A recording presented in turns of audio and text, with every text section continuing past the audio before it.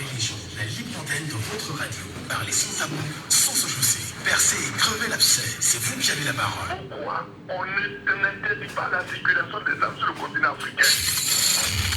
Laissons parler Légion du lundi au vendredi sur Django FM. Laissons parler Légion, une présentation de Michel Gadjou.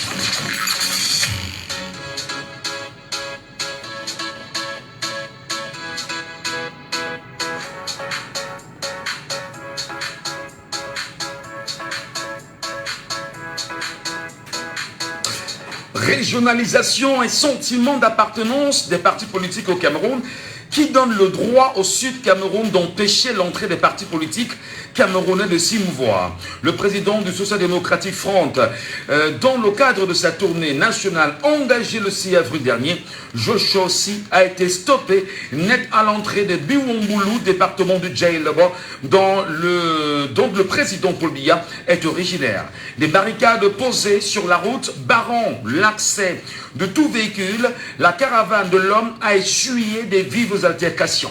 Des chansons en langue locale sont entonnées. Les étrangers sont priés de rebrousser chemin car ils ne sont pas les bienvenus.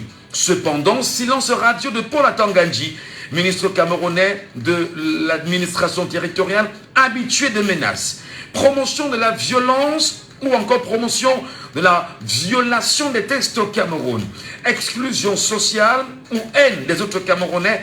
Motivation du tribalisme de la division. Chantage exclusif au regard des enjeux de 2025 qui ne donne aucune victoire au parti au pouvoir de Paul Biya, dont le président Paul Biya est le président national. Que dit la loi fondamentale et la loi portant création des partis politiques au Cameroun? Sommes-nous dans l'ère de la suprématie tribale désormais au Cameroun? Comment s'exclure de pareilles dérives de nos compatriotes du Sud? C'est bien évidemment le premier sujet de votre libre antenne ce matin. Laissons parler les gens. Premier sujet. Et pour revenir bien évidemment au deuxième sujet plutôt, voilà, c'est très important de le rappeler. Dans 13 jours, le Cameroun célèbre la fête de l'unité nationale. Unité nationale est base véridique d'un projet de vivre ensemble. 52 ans après, quelle est la lecture du peuple camerounais? Unité forcée ou renforcée par des mécanismes particuliers? Sentiment de vivre ensemble ou de fraternité nationale? Le renouveau a-t-il construit depuis son arrivée un idéal social pour le peuple camerounais francophone et anglophone?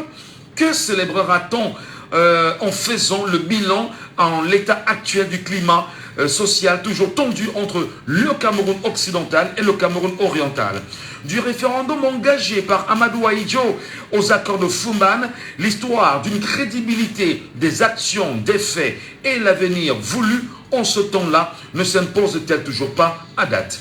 Mesdames, Messieurs, bienvenue à chacun, bienvenue dans la libre antenne, bienvenue avec l'émission Laissons parler les gens. Laissons parler les gens, libérons la parole. Et nous libérons la parole ce matin, tout en saluant Père Fonja qui était la technique. Je suis Michel Gadjou au micro. Et vous à l'écoute, mesdames, messieurs. L'instant vous est consacré naturellement pour nous appeler.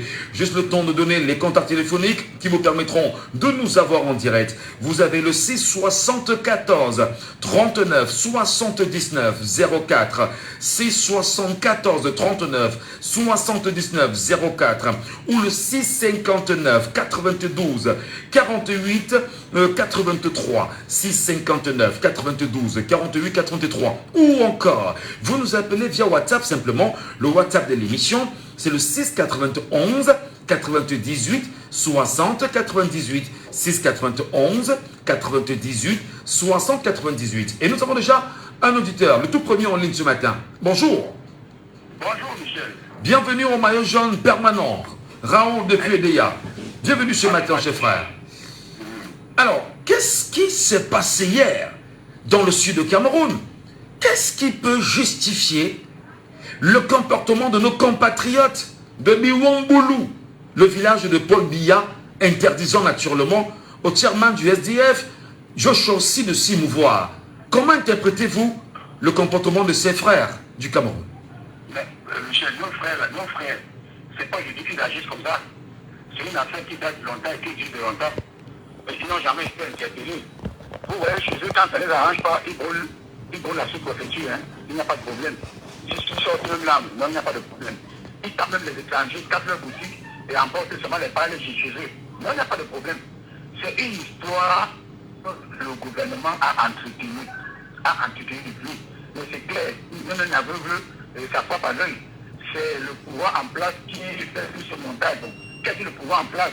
Les hommes politiques de cette région-là, qui les a dit que le pouvoir se trouve éternellement, que c'est quelque chose que Dieu a donné. Donc ils étaient assis comme ça, un matin Dieu a pris le pouvoir, Dieu les a donné. Et on les a mis dans la tête que c'est pour eux. C'est que le matin là, si ça fait pour d'ontol, pour d'ontol, et fume un peu de cigarette, non c'est fini. Mais c'est une histoire, à 2024, il faut trouver ça dans un pays normal comme le Cameroun. C'est les histoires anciennes. En 2010, on a vu ça. 2017, 2015, 2016, 2018. On a vu ces choses même. Quand le MS est entré dans le développement. Mais Michel, c'est une habitude. Est-ce que le ministre, l'homme à la monnaie là, mais il ne voit pas ça. L'homme à la monnaie n'est pas là pour promouvoir l'intérêt national. Il n'est pas là pour promouvoir l'intérêt national. Il est là pour avoir, pour la sur les têtes des journalistes opposants. Pour le 1er mai, on a arrêté les journalistes. Le 3 mai, le jour de la journée internationale. On a arrêté les journalistes. Vous voyez qu'ils veulent museler tout le monde. Vous voyez, ils veulent museler tout le monde avant 2025. Tout ça, c'est prévu. Ils ont un plan dans leur tête. Sinon, le RDP aurait déjà donné le nom de son vrai candidat. Ils ont un plan. Je ne sais pas si c'est Machiavelli, c'est bienvenu, mais dans le fait, ils ont un plan. Ce qui est sûr. Donc, quand ils font ça, c'est là pour promouvoir, comment on appelle encore ça? Donc, les frères ne tiennent pas entre eux. Vous voyez que ce baratis était aussi violent. On devait assister à Eric. On devait détourner pour dire que les gens ont quitté leur village. Et ils ont quitté certains dans leur village. Monsieur Michel, c'est quelque chose que le pouvoir a mis en place écrit. Et ce qui m'étonne et ce qui me gueule, c'est qu'il y a même certains gens qui supportent ça. Vous allez voir combien de personnes vont se lever pour dénoncer ça. Attendons voir. Voilà, la semaine qui a été finie. On va voir ce qu'ils vont dénoncer. Alors, mais justement, c'est ce qu'on ne comprend pas. Comment pour la Tangandji qui est réactif sur des sujets enfin, qui est tout le temps menaçant, a attendu jusqu'à présent, nous sommes à 9h09 et qu'on n'a aucun communiqué du ministre camerounais de l'administration territoriale qui est ce qu'on appelle le ministre de l'Intérieur. Quel est ce silence-là? Comment justifier ça? Mais Michel, maintenant vous voyez maintenant, les yeux Camerounais sont ouverts. On voit maintenant comment est-ce que depuis les années, ils auraient été le ministre dit ça, il aurait été prêt. Parce que quelques ça, on le sait, on se présente à ça. Est-ce que vous savez, dites au ministre des Finances, qu'il y a peut-être le MNC qui a un peu fait un courant, je dis non, en pendant maintenant, dites là maintenant, il y a l'heure aussi là. Ça va faire 2 secondes. Voilà, directement pour là-bas. Comme c'était les animaux, comme c'était pas les personnes humaines. Le ministre est à mission. Le ministre n'est pas là pour le bien. Le ministre n'est pas là pour l'intégrité nationale. Le ministre n'est pas là pour que l'essence devienne peuple. Non. Le ministre n'est pas là pour il n'est pas là pour ça. Il est là pour intimider. Il est là pour frayer les marches. Il est là pour prendre les rassemblements. Je vous dis que 2025, voilà, ils sont en mission. Et chaque jour, vous voyez qu'aujourd'hui, là, un journaliste a été tué. Il n'a pas de fait, excusez-moi du gros mot. Jusqu'aujourd'hui, on a été chercher la campagne. Il y a quelque chose à faire. Le lendemain, on avait déjà arrêté. Mais monsieur Michel, nous savons où nous allons.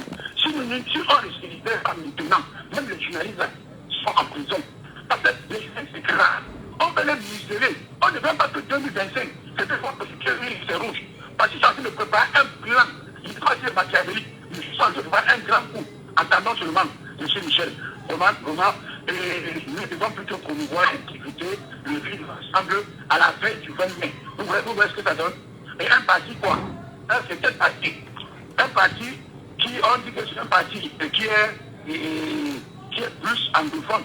Vous voyez que eux-mêmes cherchent des anglophones. Vous voyez que l'unité, et tout, ouais. Maintenant, on donne le temps maintenant aux Amazoniens. Vous voyez maintenant, il y a quelque chose. Maintenant, on va donner le temps aux Amazoniens. Donc pas que nous sommes contre les Tunisiens, pas que nous sommes pour les Tunisiens. Non. Ce sont les gens qui devaient même revendiquer dans la paix. Parce qu'il y a un problème profond. Comment un parti qui peut être un parti anglophone être refoulé dans le sud et à quelques jours du fait de l'unité nationale? Monsieur Michel, le Cameroun n'a encore rien, il y a encore plein de choses devant nous. Ciao, monsieur Michel. Voilà, merci infiniment, cher monsieur. Bonjour encore à vous. Et bien évidemment, chacun prendra la parole ce matin. Et nous saluons nos nombreux Camerounais qui nous regardent ce matin sur Facebook en vous rappelant simplement que si vous tentez de nous avoir, n'hésitez pas, le contact téléphonique est simple, via WhatsApp, c'est le 6 91 98 60 98. 6 91 98 60 98 pour réagir à l'émission via WhatsApp. Ce matin. Et nous parlons de cette question. Nous regardons ce qui s'est passé hier au niveau du Sud Cameroun, bien précisément à Biwongoulou, département de Djailobo, qui est le département de M. Paul Biya lui-même, dont les Camerounais de ce côté ont choisi d'ériger des barricades empêchant aux social-démocrates francs, notamment à Joshorsi et cette équipe, d'y avoir accès. Ce n'est pas la première fois. Qu'est-ce que cela vous explique comme commentaire, madame, monsieur? Comment en venir, bien évidemment, à une exclusion, du moins à éradiquer ce type de comportement? Sommes-nous dans le chantage? En réalité, est-ce qu'on est là dans la motivation du tribalisme, même de la division? Est-ce qu'on est là dans l'exclusion sociale, la promotion de la haine, qui jusqu'ici reste bien évidemment punie, mais sévèrement par la loi au Cameroun? Est-ce qu'on est là en même temps dans une promotion de la violation des textes au Cameroun? Nous en parlons véritablement. Appelez-nous et exprimez-vous, madame, messieurs, ce matin.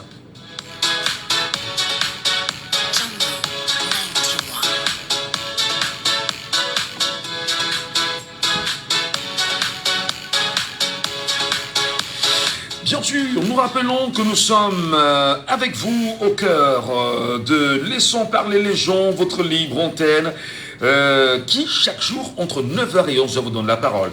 Naturellement, numéro épinglé désormais, vous pourrez nous appeler via WhatsApp. Le WhatsApp c'est le 6 91 98 60 98.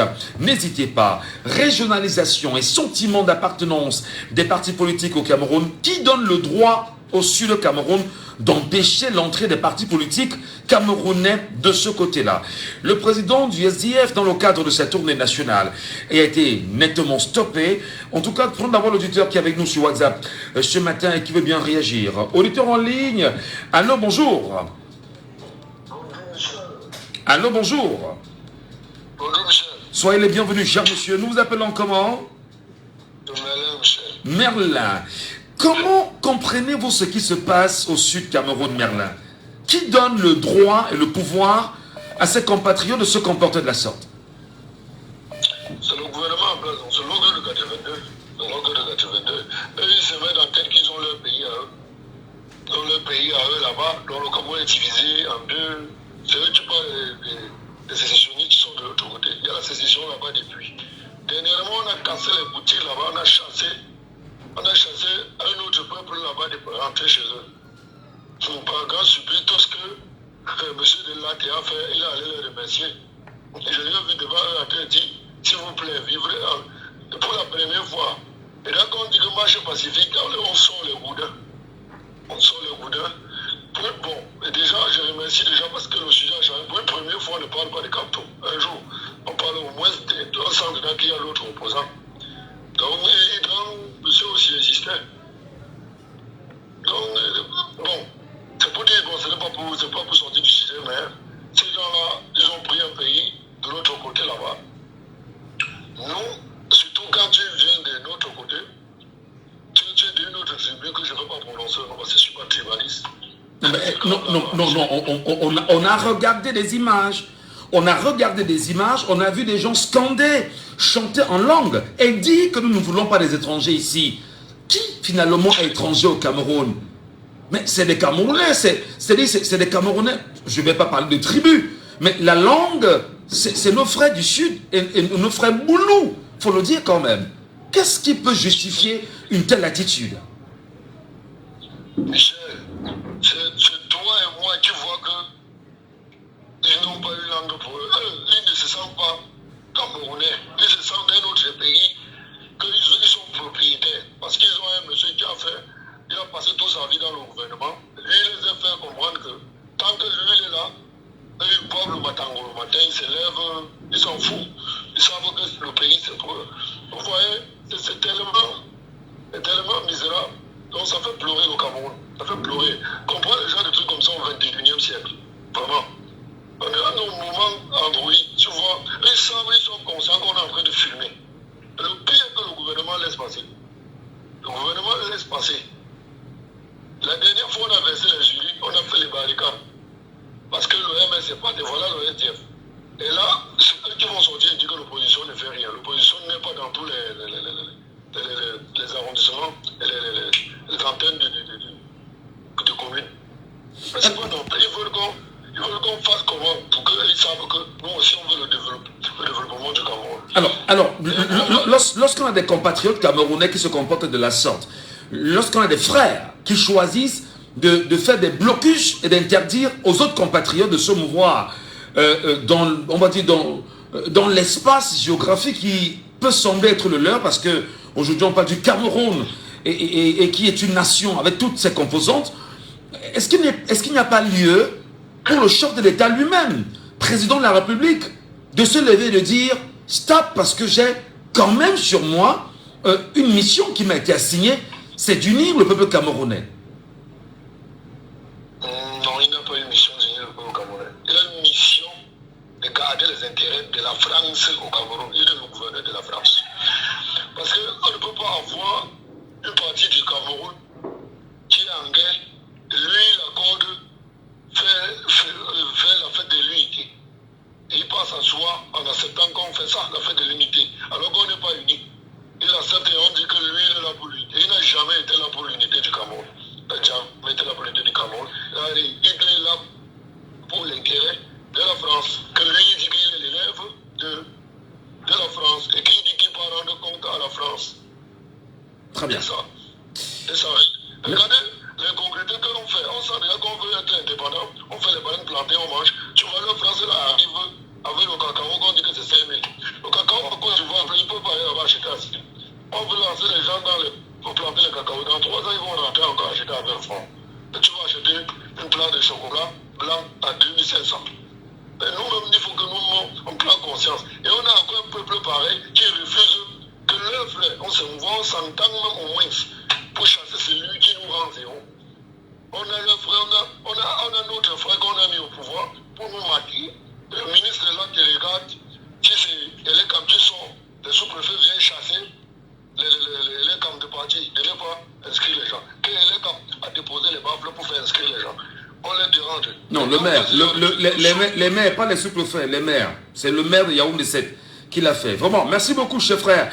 Merci pour ta réaction ce matin et très bonne journée de l'endroit où tu nous écoutes. Et à bientôt. Je voudrais bien évidemment rappeler, madame, messieurs, que dans le préambule de la Constitution du Cameroun, pour ceux qui nous écoutent ce matin, il faut bien évidemment le savoir, le préambule de la Constitution quand même stipule que toute personne a le droit à la vie et à l'intégrité physique et morale. Elle doit être traitée en toutes circonstances avec humanité. En aucun cas, elle ne peut être soumise à la torture, à des peines de traitement cruels, inhumains et dégradants. Dégradants. Comment peut-on choisir d'interdire l'entrée du SDF dans le sud de Cameroun aujourd'hui? C'est pas la première fois, faut-il le rappeler, avec cette façon de se comporter. Jean de Dieu Momon, souvenez-vous, lui qui aujourd'hui appartient, on va dire, au gouvernement camerounais, alors qu'il était opposant, c'était bien sûr vu barrer l'accès en Vomeka, le village d'Ampomois de Paul Biya, malgré son essence, lui qui parle très bien la langue boulou. On va également rappeler que en 2019, le MRC, le Mouvement pour la Renaissance du Cameroun, a été interdit d'accès, bien évidemment, là-bas. Estia et Bolova, on n'oubliera pas que l'Union démocratique du Cameroun a plusieurs fois subi moralement et physiquement le martyre de sa volonté de s'installer dans la région natale de Paul Biya, à Ambam et à Sormelima. Alors finalement, y a-t-il des Camerounais qui décident au Cameroun de ce qu'ils veulent, de ce qu'on doit faire dans leur environnement? Est-ce qu'on n'est pas là aujourd'hui dans ce qu'on appelle la régionalisation des partis politiques, qui est encore un motif de division, diviser pour mieux régner? Dit par exemple, mon parti politique appartient à telle région, mon parti appartient à telle région ou encore à telle tribu ou à telle contrée. Est-ce qu'on n'est pas là, bien évidemment, dans une guerre protégée, entretenue, qui, enfin, quand je dis guerre, excusez-moi, dans une méthode entretenue en vue davantage éloigner les Camerounais des fondamentaux leur permettant de vivre ensemble.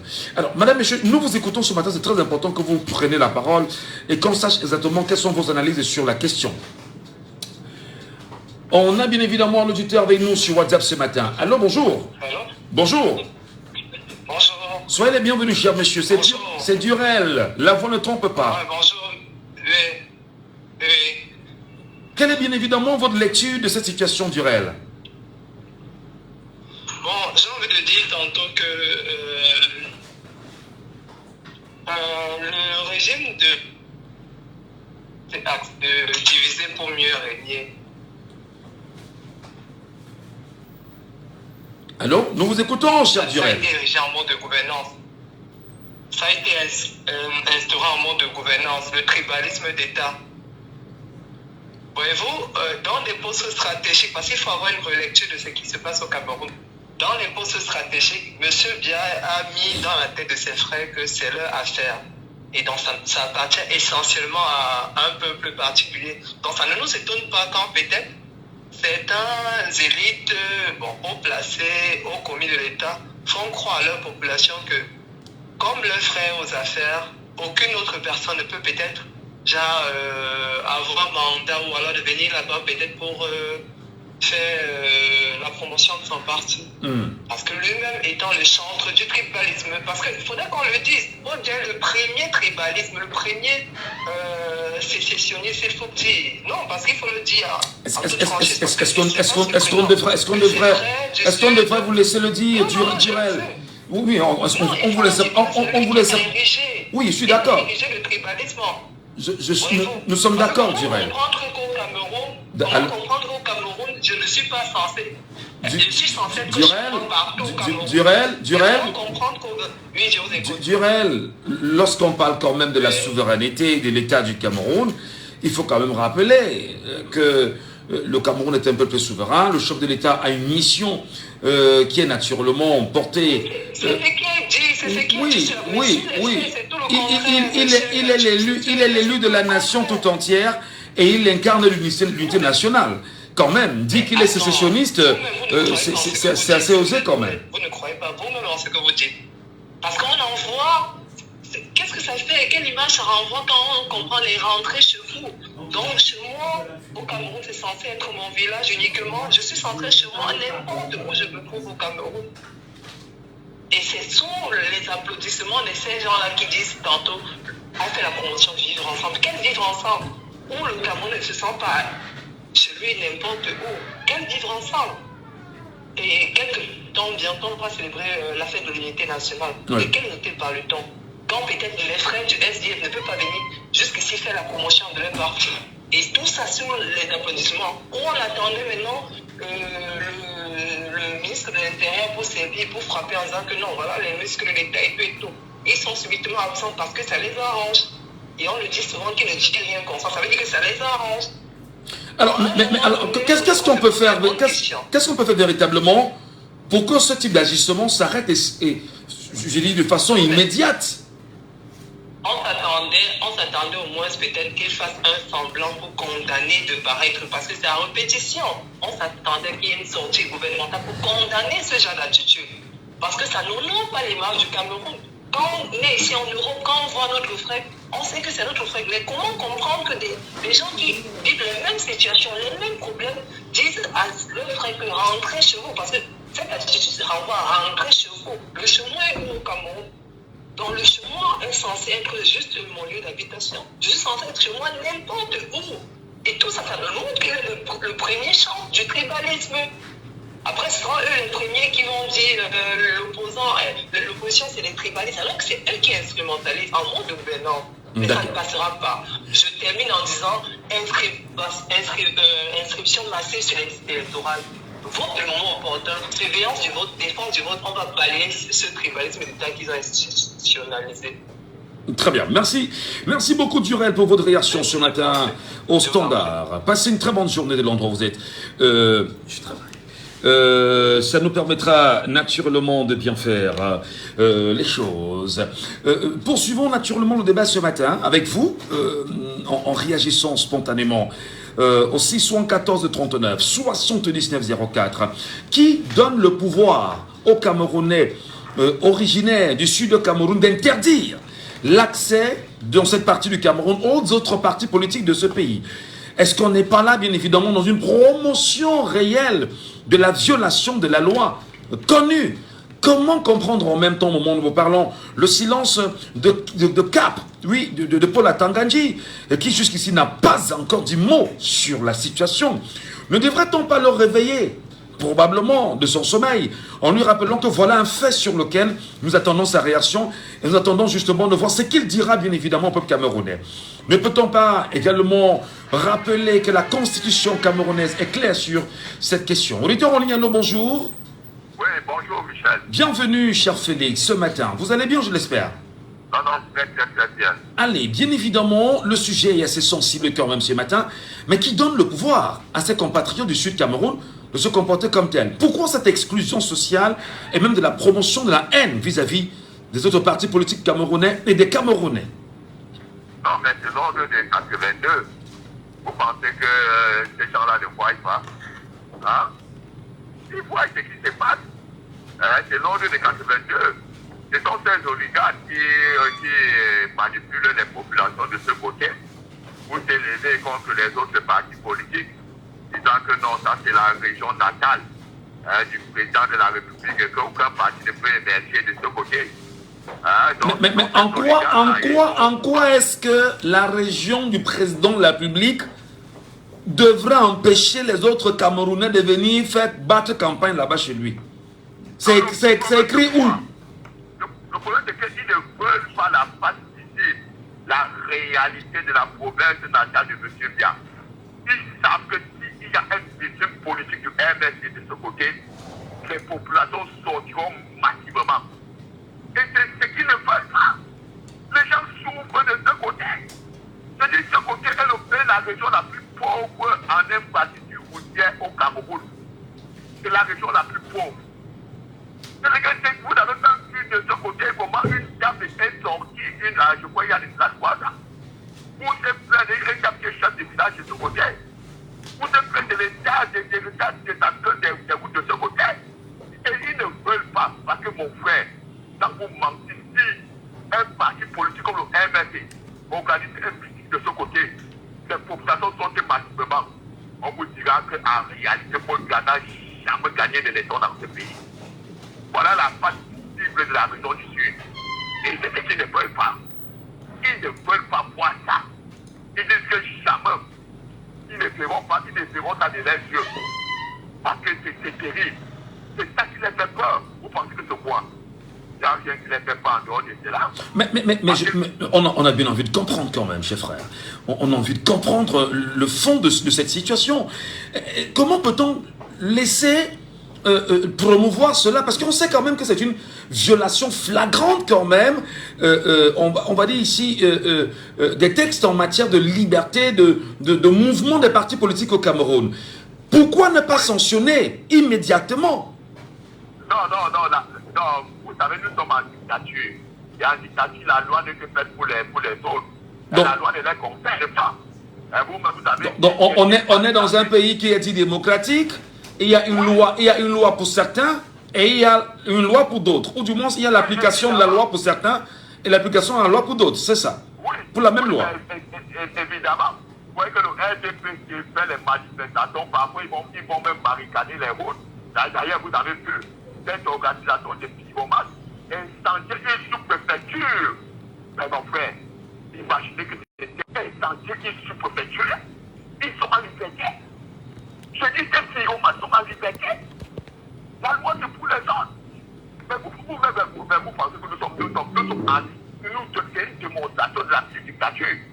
Et pendant une élection dans les partis de pyromanes, ils se sont fâchés à l'incendier sous préfecture. Vous les avez vu l'acte d'Amouté. Comment ils ont barricadé la route, une route nationale, mon frère. Les voitures ne sont pas passées, il y a eu un flot. On a vu un commandants de brigade négocier avec les pyromanes, les suppliants de libérer la bonne a vu mon Dieu bizarre. Mais vous dites quoi là? Imaginez que c'était un parti politique. Et que cela pourront complètement des 30 ans de 10 ans. Voilà les people puissants. Les poursuiveurs pourraient dire non, mon frère. Mais vous parlez, vous parlez. Alors peut-être pour sortir, Félix, que doit faire le reste des Camerounais? Je dis n'importe quoi. Que doit faire le reste des Camerounais? Comment rééduquer ces compatriotes du Sud Cameroun? Ne lisent-ils pas la Constitution? Ne sont-ils pas au courant, bien évidemment, qu'il y a une loi fondamentale quand même au Cameroun qui encadre les libertés en matière de création des partis politiques et des activités? Ils vont faire quoi? À Douala, les populations vont faire quoi? On est dans la coupure d'énergie électrique tous les jours. Tous les jours, on vient privat. On a arrêté le professeur Kampo ici à Douala. À Douala, c'est le chef même pas excellent. Je dis aujourd'hui, pour le MS ici à Douala, a une grâce le RDPC à l'élection présidentielle ici à Douala. Pour le MS arrive la majorité absolue à l'élection présidentielle. Plus de 51%. À Douala, on est venu arrêter. Mais mon frère, on n'a jamais vu ça dans le monde. Dans le chef excellent d'une deuxième élection présidentielle, on est venu là arrêter le leader. Le mec, le barricadé, le violenter, la montagne du Yaoundé. Le jeter en prison. Jamais vu. Très bien. Et que ce qui me plaît est que les Camerounais ont compris que maintenant, le combat est élevé. Et ils le demandent. En tant qu'animer les menaces, il y a de plus en plus de Camerounais qui sont tentés. Parce qu'ils ont compris que n'a pas changé les Camerounais. Donc, ce qu'on a fait, c'est arrêter un président, un deuxième élection dans le maintenant. Donc, dans le pouvoir, c'est passé. Merci. Merci infiniment, Félix. Très bonne journée à vous. Et puis, je vais retourner sur WhatsApp parce que il y a les auditeurs qui nous écoutent sur WhatsApp également, qui nous attendent. Allô, bonjour. Alors, bonjour Monsieur Michel, comment vous allez? Je vais bien, je suis là. Et nous sommes à la radio ce matin. Alors, nous vous appelons comment? Monsieur Edouard. Monsieur Edouard, voilà. Quelle est bien évidemment votre observation? Est-ce qu'on n'est pas là dans ce qui se passe dans le sud Cameroun, notamment dans le village même de Paul Biya, président de la République depuis 42 ans aujourd'hui, avec le comportement de ses compatriotes de ce côté, dans une sorte de régionalisation et du sentiment d'appartenance des partis politiques au Cameroun? Qui leur donne le droit d'empêcher les partis politiques camerounais d'y avoir accès? Bon, en fait, moi, ce que je voudrais dire à mes frères camerounais, c'est surtout de faire attention de ne pas tomber dans ce piège-là, parce que nous savons que ce régime court à sa fin, donc ils sont prêts à essayer toutes les tentatives pour nous embrouiller. Parce que je ne pense pas que les élites du Sud représentent tous les habitants du Sud. Vous voyez un peu? Oui. Parce que la population, même la pauvre population qui est au fin fond, vous souvenez d'une image d'un chef à qui on était venu remettre les sous pendant le Covid? Il a dit carrément que non. Il est mort il y a 2 mois environ, je pense, il y a 1 ou 2 mois environ. Voilà. Voilà, le monsieur, il a dit merci au chef de l'État, ce n'est pas de ça que nous avons besoin. Il a voulu dire sa pensée. Vous savez ce qu'on lui a fait par la suite? On s'en souvient très bien. Oui, on s'en souvient très bien.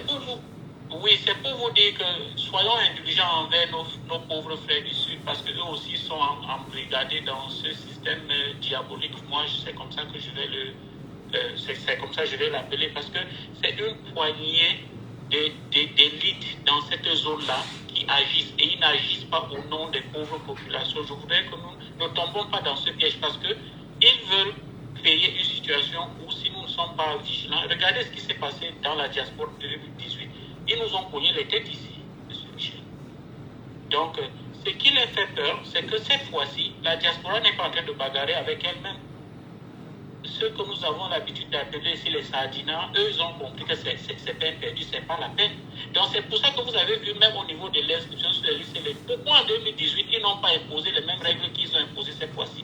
C'est parce qu'ils savaient, ils ont su qu'en 2018, moi, par exemple, je n'ai pas voté, moi, ça ne m'intéressait pas. On savait que c'est seulement quelques soit patriotes, soit disant patriotes à qui ils avaient donné de l'argent, qui venaient voter pour le RDPC. Donc ça les arrangeait. Donc maintenant que les données ont changé, c'est pour ça qu'ils veulent tout brouiller. Donc s'il vous plaît, mes frères camerounais, ces gens ne représentent pas nos pauvres frères du Sud. Parce que quand c'est-à-dire pour vous, il y a donc des élites qui choisissent de manipuler les populations du Sud, population inconsciente, population complice ou bien? Non, les populations ne sont pas complices, monsieur Michel. Elles ne sont pas inconscientes. Elles savent bien au juste, elles savent ce qui se passe. Je vais vous dire, j'ai vu une vidéo ici où il y a quelques membres du, je ne sais pas si c'était MSC, ils étaient du Sud, ils ont fait une vidéo pour dire qu'ils en ont marre. Ils ont fait une vidéo pour dire qu'ils en ont marre. Imaginez combien sont dans les quartiers, dans les bas-fonds là, qui pensent parler, mais qui ont peur. Parce que vous voyez, quand vous êtes du Sud et que vous n'êtes pas avec le parti au pouvoir, mais vous êtes l'objet d'une série de pressions qui ne dit pas son nom. Vous voyez un peu, regardez un peu tous ces gars qui viennent de ce côté-là, les Valsero, les J.Remy, vous voyez comment ils sont, c'est des gens à abattre. Vous ne pouvez pas partir de cette zone-là et être contre le système. C'est impossible. Donc, c'est-à-dire, on vous abat. Regardez ce qu'ils ont fait à Martinez-Zogo. Martinez-Zogo est de cette zone-là. Donc, c'est pour vous dire, nos frères du Sud aussi, ils payent le prix que nous. Donc, il ne faut pas qu'une poignée de personnes viennent poser un acte. Tout ce que nous avons fait, M. Michel, restons tranquilles, calmons-nous, amenons-les vers les élections. Là où le professeur Maurice Kamto est en train de les amener là, c'est à l'abattoir et ils savent. Ne nous précipitons pas. Ils vont appuyer sur tous les boulons. Restons tranquilles. Ne répondons pas. Ne tombons pas. Alors, c'est un boulon appuyé par qui? Par ces élites? Par le parti au pouvoir? C'est le parti au pouvoir. Nous savons tous ce qu'ils sont en train de faire. Donc, ne tombons pas dans ce piège. Tout ce que nous allons faire, continuons à motiver des gens comme vous faites là. Bravo. Inciter les gens à aller s'inscrire. Ils savent que c'est là-bas. C'est le point final. Quand les gens vont s'inscrire, on va aller voter et ils vont lire les résultats. C'est là alors que leur vraie sanction va tomber. Ce n'est pas compliqué. Moi, je peux pas. Moi, j'ai pas un problème avec mes frères du Sud. Moi, quand je rencontre un frère du Sud, on n'a pas de problème. Voilà. Très bien. Donc, moi, je pense pas qu'on ne doit pas tomber dans ce piège, M. Michel. Très bien, Edouard. Merci beaucoup. Je voudrais rappeler que moi aussi, je suis père des enfants issus du Sud, de Biwambane précisément. Merci beaucoup. Bonne journée à vous là-bas. Prenons un auditeur avec nous. Allô, bonjour. Oui, monsieur Ngatou, bonjour. Soyez les bienvenus sur votre radio. Nous vous appelons comment? Oui, Bobo Boris, bienvenue ce matin. Oui, on ne sait pas où vous êtes passé. Très bien. Comment appréciez-vous cette actualité quand même brûlante qui donne l'autorisation aux compatriotes camerounais de manipuler d'autres compatriotes camerounais du Sud Cameroun? Pourtant, lorsqu'on retourne dans le livre de feu Charles Ateba Ayene, le paradoxe du pays organisateur, on est quand même tenu à comprendre que le Sud Cameroun est l'une des régions les plus pauvres en matière de développement au Cameroun, mais pourtant, c'est la région du chef de l'État et ce sont les mêmes compatriotes qui sont manipulés pour pouvoir interdire l'accès aux autres partis politiques dans cette partie du Cameroun. Qui leur donne ce droit? Bobo Boris, nous vous écoutons. L'avions-nous perdu ou pas? On le retrouvera assurément. Merci à vous. Je vous redonne les contacts téléphoniques. Le 674 39 79 04. Insistez bien sûr sur cette ligne-là. Le 674 39 79 04 ou le 659 92 48 83. Sur WhatsApp, on a un auditeur sur WhatsApp. On va prenons d'abord l'auditeur en ligne. Allô, bonjour. Bonjour, Sinclair. Sinclair, vous nous appelez d'où, Sinclair?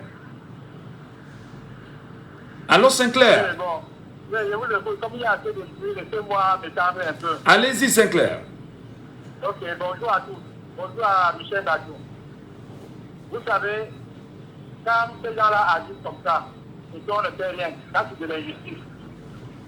Si les gens parviennent à faire des incantations pour savoir que quelqu'un est en train de penser que demain va passer, on l'arrête. Et que quelqu'un vient barrer la route, pas une seule fois, pas 2 fois seulement. Et qu'il n'y a pas de réaction, ça veut tout juste dire que le gouvernement apprécie, nourrit et fabrique ce genre de personnalité. Je prendrai encore un autre exemple très dangereux.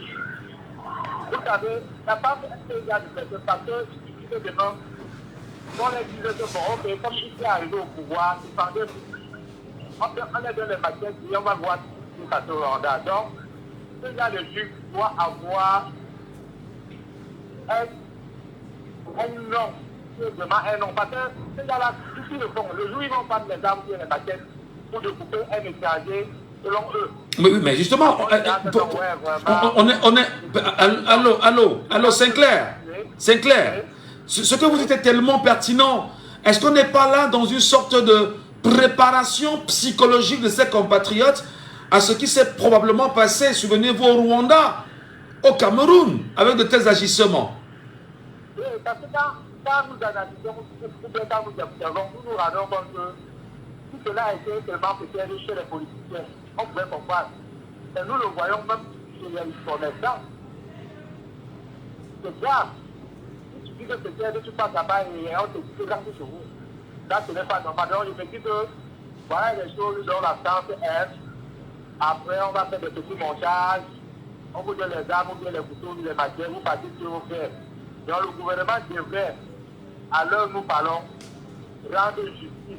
Je ne veux pas que ça soit seulement peut-être quand quelqu'un dort chez lui, on vient l'arrêter, on dit que non, tu as dit que tu vas marcher demain, ou bien que tu as parti marcher demain.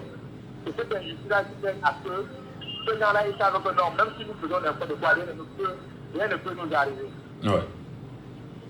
Merci beaucoup Sinclair, très bonne journée à vous.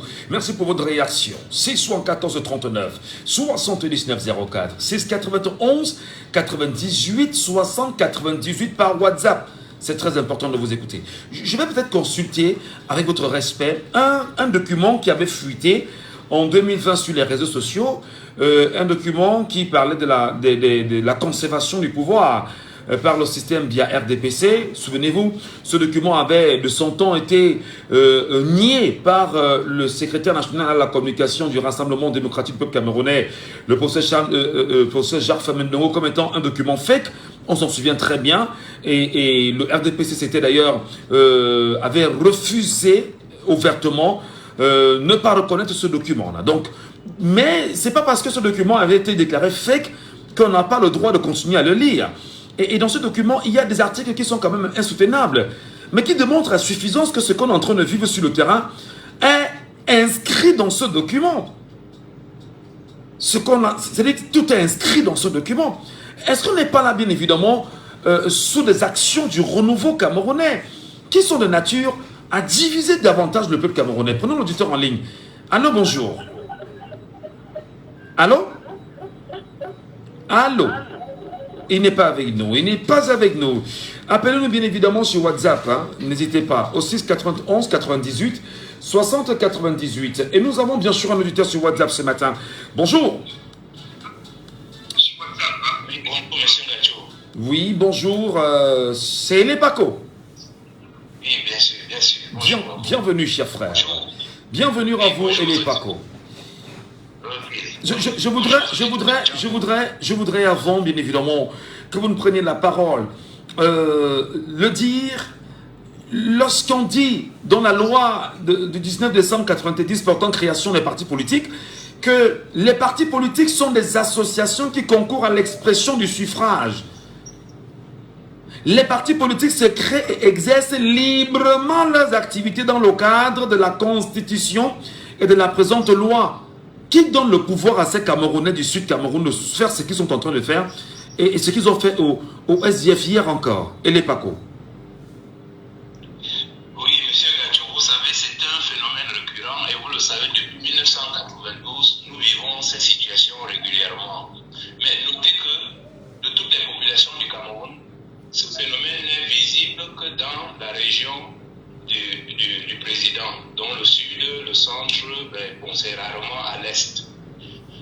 Donc voilà ce que je souhaitais dire là-dessus, parce que la réalité c'est que c'est un, comment on appelle ça, c'est un souffle-douleur qu'on a envoyé à ces populations par rapport à, à l'abandon dans lequel les élites du sud les ont laissés.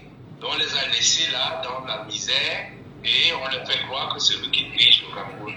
Et pour leur montrer cette toute-puissance, ils sont capables de se lever le matin et dire vous allez tous fermer boutique, ou bien rentrer chez vous, ou bien vous ne pouvez pas venir faire de la campagne électorale. Ça leur donne un sentiment de puissance que c'est eux qui dirigent le pays. Et du coup, jusqu'à là, il faut bien regarder le Cameroun. Ce n'est que dans cette région qu'on voit ce genre de phénomène. Bon, moi, j'ai commencé là-dessus parce que je tenais à répondre directement à votre question. Mais sinon, M. Gadjou, j'aimerais lancer un appel. J'aimerais lancer un appel parce qu'il y a eu au tribunal le jugement de l'affaire Martinez-Zogo. Je demande à tous les journalistes du Cameroun, et surtout tous ceux qui sont à l'étranger, il y a des puissants journalistes camerounais à l'étranger, de joindre l'appel de Michel Gadjou pour appeler à prendre les cartes d'électeurs. Si vous journalistes, si vous ne voulez pas finir comme Martinez-Zogo, appelez à prendre les cartes d'électeurs. Je demande à toutes nos femmes journalistes là, si vous ne voulez pas finir comme Monique Komateke, dont on a fêté dont on a célébré l'anniversaire, la mort il y a quelques jours, et joignez le combat. Tous ceux qui ne veulent pas finir dans la barbarie de ce régime, joignez le combat parce que c'est vraiment très grave. Et le sujet que vous évoquez aujourd'hui, justement, est en train de le prouver. Donc je dis, vu ce qui s'est passé hier au tribunal, nous savons maintenant que tout ce qu'on a arrêté n'était que les petites mains de la dictature. Les vrais commanditaires de ces crimes sont en haut lieu. Il faut le savoir. Pour moi particulièrement, le verdict est déjà tombé. Ce qu'on a arrêté là, c'était que les exécutants, les commanditaires sont à étudier. Voilà ce que je souhaitais dire là. Maintenant, pour revenir à votre sujet, je ne sais pas si on lorsque vous avez fait bien sûr votre coup de gueule, disons-le ainsi, j'ai également l'obligation en tant que journaliste de vous rappeler que les procès qui sont pendants en justice ne devraient pas forcément être commentés parce qu'en fait la loi nous interdit de le faire.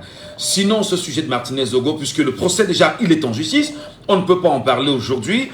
Vous êtes libre en tant que Camerounais de dire ce que vous aviez à dire, mais nous rappelons que la justice camerounaise doit faire son travail tout en restant transparente et nous n'avons aucunement le droit d'influencer les décisions d'un quelconque juge. Pour passer, et maintenant revenir au sujet véritablement, avez-vous le sentiment que ces frères du Sud Cameroun, il y a quelque chose à faire pour qu'ils arrêtent cette attitude-là qui n'est que pernicieuse pour l'image de l'unité nationale qui se célébrera encore dans les jours à venir au Cameroun? Monsieur Michel Gadjou, vous savez, notre pays est comme une poudrière. J'ai dit que le Cameroun est un volcan endormi. Je ne sais pas si je peux vraiment aborder ces sujets à l'antenne, parce que c'est vraiment plus grave que ce qu'on ne pense. Bon, je vais essayer, merci. Allons-y très rapidement, parce qu'il y a tellement de Camerounais qui veulent réagir à ce sujet-là. Voilà, donc je voulais vous dire, je disais que le président Paul Biya, dont on appelle pour résoudre le problème là, il est issu de l'Institut des écoles des Outre-mer. Son plus grand diplôme, c'est administrateur des colonies.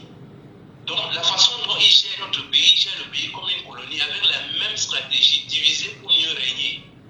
Donc quand on voit ce qui se passe au Cameroun, la France utilise les élites du Sud pour continuer à dominer le Cameroun. Et en contrepartie, les élites, et vous voyez très bien que parmi tous les gens du Sud ne l'acceptent pas, mais il n'y a que les élites qui insinuent cette idée-là.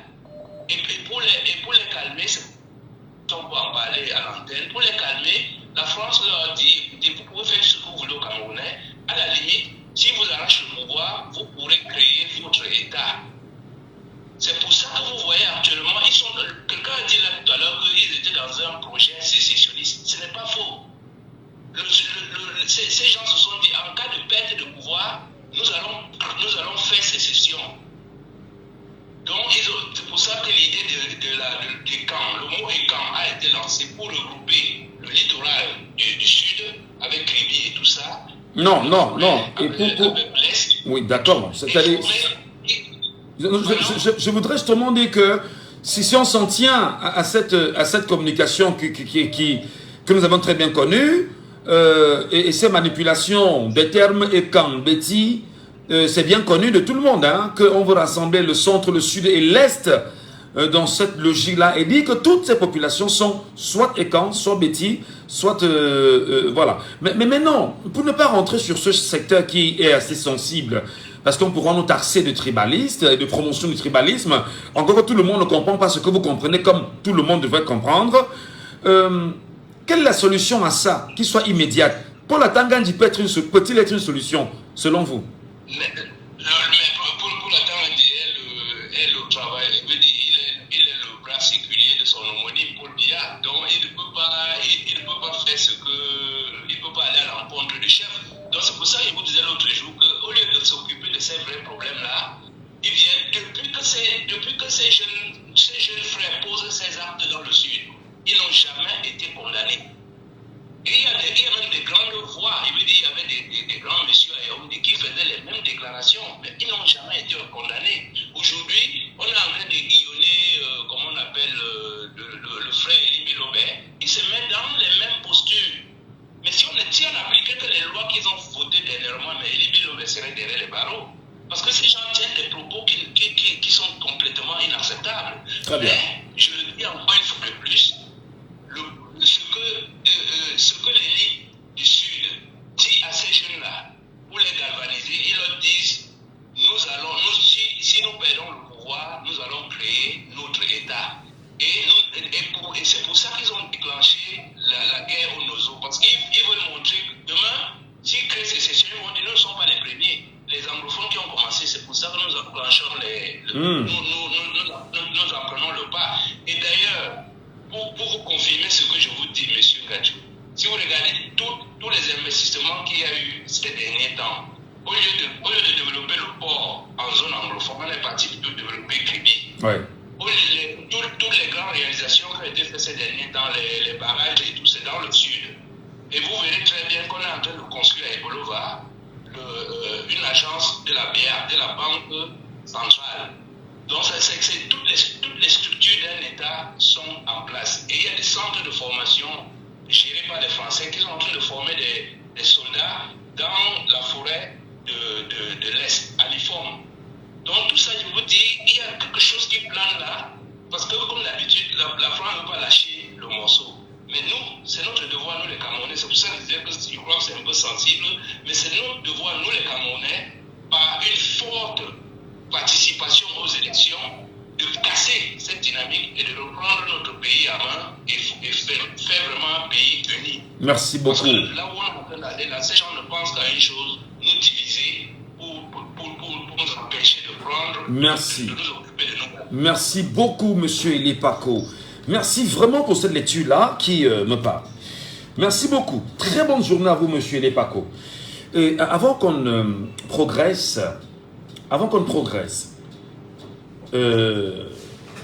je pense que les propos de cet éditeur me choquent énormément.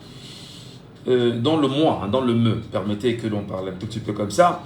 Je dis encore qu'il y a un document qui a fuité sur les réseaux sociaux en 2020. Ce document parlait bien sûr de conservation du pouvoir de père en fils par le système bon, je crois que c'est via RDPC, quelque chose comme ça. Et ce document avait été bien évidemment refuté par le SDF, le RDPC autant pour moi comme étant un document qui sortait de cette organisation-là. Et entre-temps, on sait bien évidemment que dans ce document, il y a des expressions qui sont bel et bien réelles, où on vous dit qu'il faut s'arranger à promouvoir le mot Ekan, Beti et Boulou. C'est-à-dire qu'il faut s'arranger à ce qu'on ne parle que de ça. Et que ceux qui sont au centre, au sud et à l'est se reconnaissent comme étant dans cette logique-là. On peut donc comprendre en fait aujourd'hui, bien évidemment, la sortie du procès Maurice Kamto devant le Conseil constitutionnel lors du contentieux post-électoral en 2018. On comprend très bien maintenant. Et quand on revient à ce que vient de nous dire l'auditeur quand même, en termes d'analyse, le sentiment qui peut se dégager effectivement, c'est que des gens pourraient avoir des idées de division, de sécession. Et c'est très dangereux. C'est pourquoi nous pensons véritablement aujourd'hui que ce qui est en train de se passer au sud Cameroun, c'est pas de la rigolade en réalité. C'est pas de la blague en réalité. On serait probablement dans une sorte de préparation psychologique de nos compatriotes, nos frères et sœurs de cette partie du Cameroun, a dit que nous avions perdu, allez, on va se replier sur nous et on va organiser ce qu'on a organisé pour nous-mêmes. Ça fait très peur, c'est très dangereux. C'est pourquoi nous pensons véritablement que l'éveil de conscience engagé, activé, actionné devra aller de l'avant. C'est très grave quand même. Prenons l'auditeur sur WhatsApp, permettez. Allô, bonjour. Allô? Oui, bonjour, bienvenue à vous, cher monsieur. Vous nous écoutez? Ok, on est parti pour dire seulement que ce qui se passe au niveau du Cameroun est que on a atteint un niveau que nos partis politiques d'opposition n'ont pas un rapport de force, c'est-à-dire qui peut influencer l'autre de 82, vous voyez un peu. Parce que ce sont des gens qui sont là, ils savent que l'opposition est trop faible. Et comme ils sont faibles, ils n'arrivent pas à dégager une force à s'opposer. Par exemple, je vous prends un cas. Quand vous voyez les sorties, par exemple, d'Atanganji, il se permet de dire de n'importe quoi au peuple camerounais, c'est-à-dire avec une arrogance. Donc, tu te poses la question qu'on est dans quel pays. Donc, tu sais, Lucien Gadjou, vous êtes journaliste. On ne s'adresse pas à un peuple comme ça. Si un peuple n'est pas, je ne sais pas, les Camerounais ont une faiblesse qu'on nous a injectée dans les gènes. Oui, mais attendez, c'est peut-être trop grave de croire que les Camerounais sont faibles, non. Le peuple camerounais, est conscient, le peuple camerounais est conscient justement de ses enjeux, de son avenir, de ce qu'il veut. Peut-être... Oui, toi, tu connais M. Gadjou. Oui, je comprends, mais je ne veux pas en même temps que nous rentrons, que nous versions dans ce jeu qui voudrait bien évidemment que l'on nous dise après que nous sommes en train de mobiliser les Camerounais à organiser une rébellion. Non, nous ne voulons pas ça. Non, c'est pour voilà. Je dis que ce n'est pas dans ce sens-là que je parle. Si tu m'écoutes, tu vas comprendre, tu vois un peu. Ce n'est pas dans ce sens de la rébellion. C'est que le système, l'ordre de 82, c'est a conçu des Camerounais qui sont, franchement, je ne peux même pas dire, donc faibles d'esprit. Donc, ce n'est pas pour dire que faible d'esprit, mais dire qu'un Camerounais ne peut pas savoir que ça c'est mon droit. Par exemple, regarde un peu. Oui, mais attendez, si on ne t'enseigne pas ton droit, tu le sauras comment? Ça, c'est la question fondamentale. Parce qu'il faut qu'on se comprenne très bien, mon frère. Ça fait partie même de l'éducation. C'est oui. tout ça. Donc, tu vois, si nous sommes dans un pays où même s'éduquer, c'est un problème. Où l'éducation nationale... Un Camerounais a même peur. C'est-à-dire que quelqu'un te menace. Quelqu'un vient, il te menace chez toi. Tu as même peur d'aller porter plainte.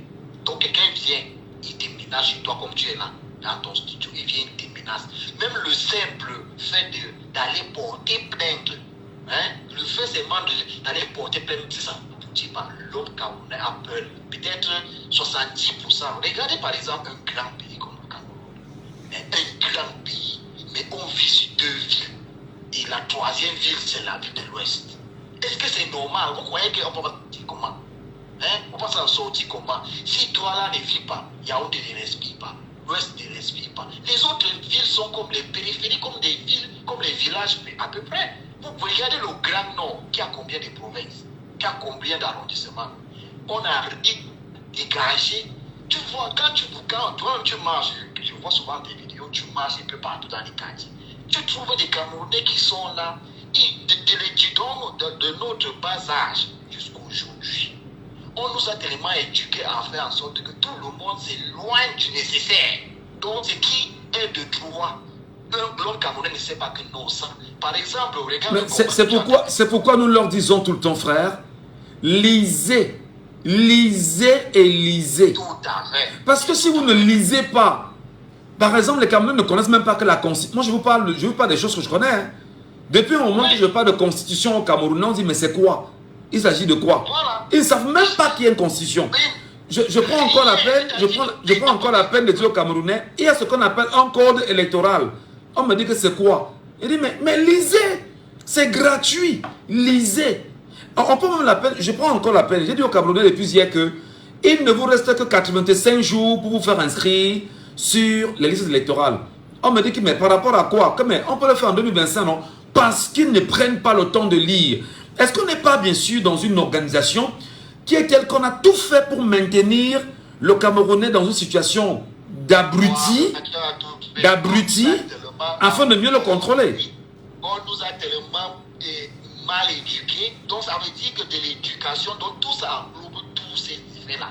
Tout est dedans. On nous a tellement appauvris, éducation, mentale, pauvreté. On a seulement fait en sorte que les autres qui s'en sortent, ce sont les gens qui peuvent. Regarde par exemple un journaliste comme toi, c'est toi qui t'enlèves aujourd'hui pour t'engager, pour réveiller les gens d'aller s'inscrire. Est-ce que c'est normal? Alors qu'en principe, à partir même de 5 ans, tu dois savoir que quand je vais 18 ans, c'est mon devoir d'aller faire ma carte, par exemple, et m'écrire. Mais un Camerounais, tu l'expliques, ça, il va te dire que ça va servir à quoi? Inscris-toi d'abord, la première des choses. Inscris-toi d'abord. Alors, est-ce que c'est justement ça? C'est-à-dire que cette ignorance, cet abrutissement du peuple camerounais qui justifie les manipulations de nos frères du Sud Cameroun? Voilà, c'est ça, tout à fait, c'est ça. Quand tu pars au Sud, moi j'ai appartenu au Sud, quand tu pars au Sud, la majorité des villages, entre dans les villages, tu vas trouver quelqu'un, il est là, il sait qu'on a nommé un de ses cousins, par exemple, quelque part, le jour qu'il vient, il les donne les kitoko, ils sont là, ils ne font rien, s'ils boivent son matango, même quand si vous vous baladez partout, même au centre, allez dans les villages là, vous allez voir des gens qui sont là, dès qu'ils se réveillent le matin, ils s'asseyent là, on va boire le matin. S'ils boivent un verre, 2 verres, ça va. Pour lui, quand tu viens, tu lui dis que gars, il y a un truc qui s'annonce là, allez vous inscrire, il te dit ah, donc pour lui, c'est seulement la pierre mangée. Dès qu'il a mangé, il a cherché la femme, il a bu, c'est tout. C'est tout ce que les Camerounais connaissent. Regardez comment les bars sont pleins. Vous croyez que si par exemple on part dans les bars là, on peut enlever tous ces gens dans les bars là, vous voyez le nombre de Camerounais qui sont dans les bars. Ce que les Camerounais savent d'éducation, dès que tu as déjà un petit salaire, tu as une petite maison, ça va. Ça veut dire que papa donne. Donc tu ne dois plus te concentrer sur les autres. Mais ne pense pas que demain, nous on veut construire le Cameroun de demain, où on sait que même si tu es dans ta tombe, ton fils va s'en sortir. Voilà. Mais eux, c'est pour que dès qu'ils vont manger là, ils oublient que demain ils vont encore manger. Alors qu'ils ne savent pas que le système qui est là maintenant, quand tu es en train de manger là, c'est bon. Mais quand tu vas commencer à lire... Enfin, tu manges même d'abord quoi? Parce que tu ne manges que les miettes, que les mastodontes qui sont au pouvoir, ils se font plein les poches. Merci beaucoup mon frère, merci infiniment. Merci. Très bonne journée à vous de l'endroit où vous êtes. Merci infiniment. Allez, Père Fondia, on va monter un tout petit peu. Père Fondia, on monte un tout petit peu. Partagez. Il veut faire pipi.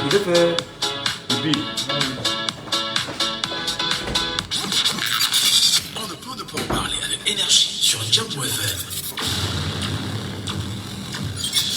On ne peut ne pas aborder les sujets qui coiffent. On ne peut ne pas se fâcher face aux réalités qui nous entourent. Laissons parler les gens. Tous ces gens qui ont tué, ils ont pris goût de tuer. Tuer des gens pour s'enrichir ou tuer des gens par le pouvoir, ce n'est pas une solution.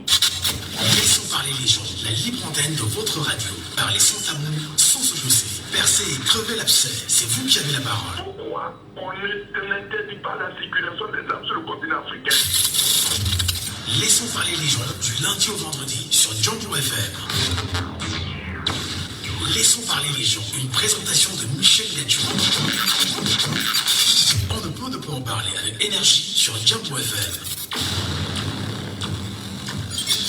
On ne peut ne pas aborder les sujets qui coiffent. On ne peut ne pas se fâcher face aux réalités qui nous entourent. Laissons parler les gens. Tous ces gens qui ont tué, ils ont pris goût de tuer. Tuer des gens pour s'enrichir ou tuer des gens par le pouvoir, ce n'est pas une solution.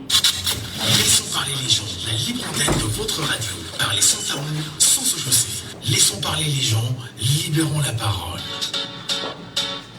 Soyez les bienvenus, mesdames et messieurs, pour cette émission qui devient quand même pour chacun d'entre vous un rendez-vous très important. Et puis nous sommes très heureux de partager les sujets, les réalités du Cameroun avec chacun d'entre vous, comme c'est le cas chaque matin, entre 9h et 11h. Et nous saluons bien évidemment les confrères. Avant de rentrer dans le deuxième sujet, je voudrais très humblement le dire. Un auditeur tout à l'heure qui s'appelle Elé Paco a appelé les journalistes camerounais à se joindre à l'initiative que nous avions mise en place, appelant bien sûr sur les Camerounais à se faire inscrire massivement sur les listes électorales. C'est tout à fait évident.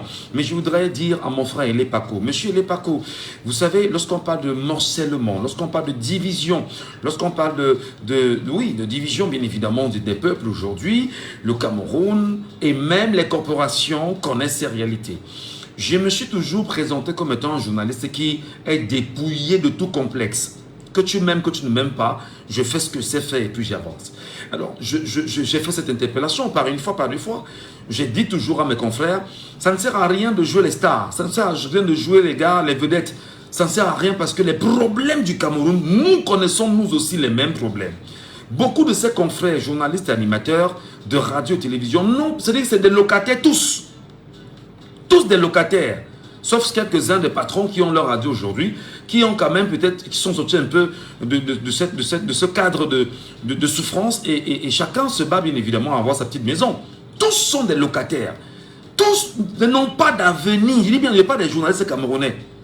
On pourra me taper sur les doigts, mais je le dis la vérité. Tous n'ont pas d'avenir. Tous n'ont pas de sécurité sociale.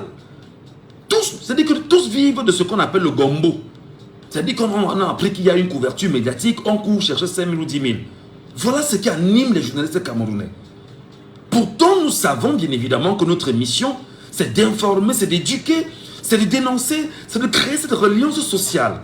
C'est pas moi le problème, frère. S'ils ne le font pas, ben écoutez, chacun fait sa part. Et c'est pourquoi je pense tout le temps que si chacun balayait sa cour de façon globale, le pays serait propre. Dans un instant, mesdames et messieurs, nous allons procéder, comme vous le savez, au deuxième sujet.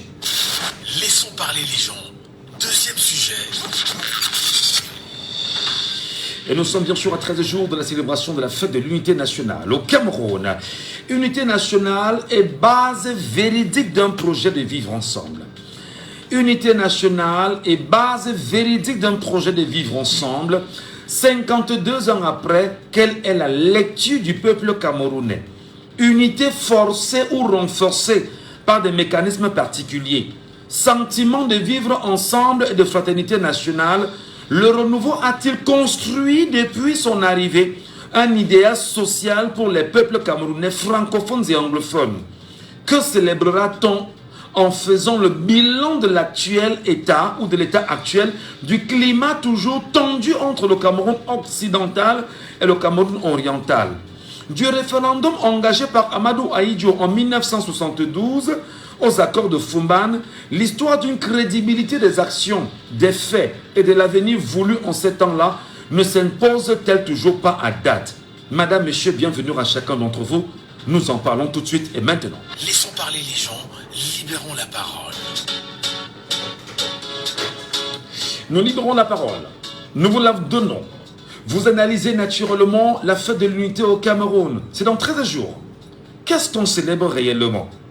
Appelez-nous aussi 74 39 79 04.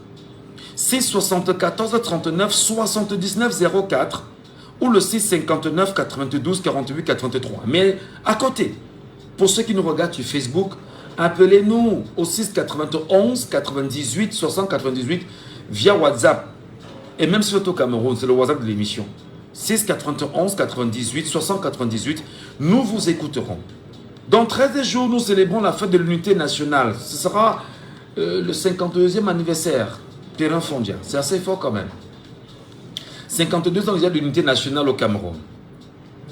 Nous vous donnons bien sûr la parole sur les bases véridiques même de cette célébration de l'unité nationale. Est-ce qu'on va dire aujourd'hui qu'on est dans un vécu forcé et renforcé par des mécanismes particuliers que tout le monde connaît aujourd'hui? Est-ce qu'on peut dire véritablement que nous avons accepté ce sentiment de vivre ensemble et de fraternité au niveau national? Est-ce qu'on peut quand même regarder le renouveau camerounais? Je ne parle pas du renouveau. Je parle de M. Paul Biya, président de la République du Cameroun, qui d'ailleurs lui a toujours incarné le renouveau. Peut-on dire véritablement que dans son renouveau, et pendant toutes ces années, pour les 42 ans qu'il a déjà, qu'il est en train de faire, qu'il a toujours tenté de ramener le climat de paix entre les Camerounais anglophones et les Camerounais francophones? Parce qu'il faut rappeler que quand on parle bien sûr d'unité nationale, c'est à l'issue du référendum de 1972 qui permettait bien sûr aux Camerounais de la partie occidentale de dire s'ils veulent se rattacher au Cameroun oriental ou se rattacher à la partie nigériane. Et les Camerounais avaient choisi entre le yes et le oui de dire qu'ils veulent se rattacher au Cameroun. Oui, c'était le yes et le oui, je n'invente pas, ça ne vient pas de moi. Il y avait le yes ou oui. Il n'y avait pas non, non. Yes ou oui. Donc mon frère, c'est tu choisis le yes ou le oui. Alors, nous nous posons bien sûr la question aujourd'hui. Pour ceux qui ont peut-être entendu parler des accords de Fumban, est-ce que lorsqu'on est rentré dans ces accords de Fumban, effectivement, est-ce que tout est respecté aujourd'hui? Je veux qu'on parle un peu d'histoire. Je souhaite que les Camerounais qui connaissent l'histoire, qui nous appellent et qu'on en parle. Parce qu'il y va de l'éducation de nos enfants. Il y va de la maîtrise de son histoire. De la route que nous nous donnons pour l'avenir qui est en train de se dessiner. Appelez-nous, madame, messieurs, au 674 39 79 04. 674 39 79 04. Ou encore au 659 92 48 83. Et si vous n'avez peut-être pas l'occasion de le faire, laissez-nous un message sur WhatsApp. Ou appelez-nous sur WhatsApp en direct. Le 691 98 60 98. 691 98 60 98.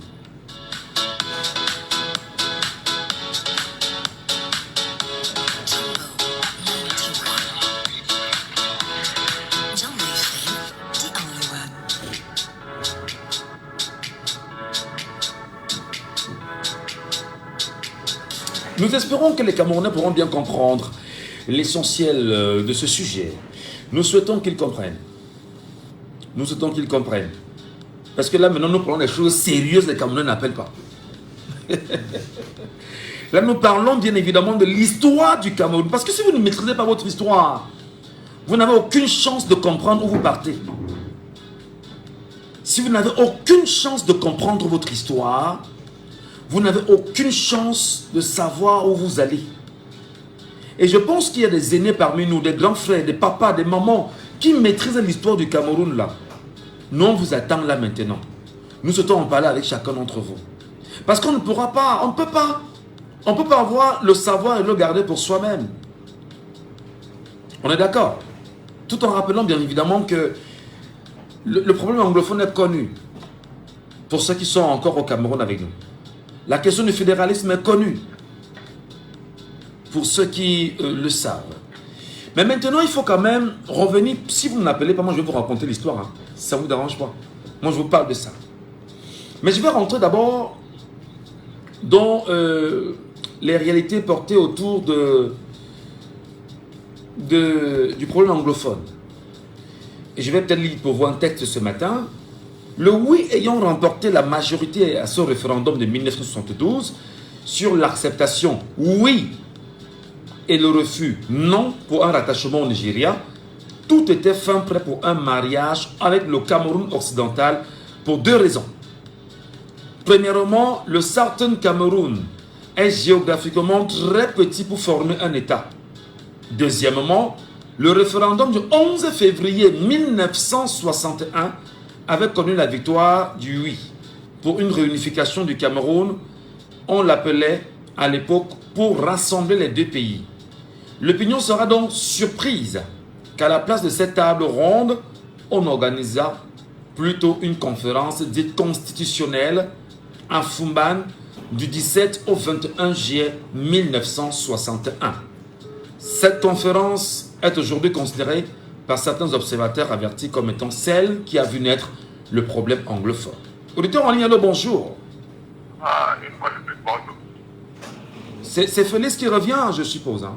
Oui, oui, c'est lui-même. Votre voix grave vous trahit tout le temps.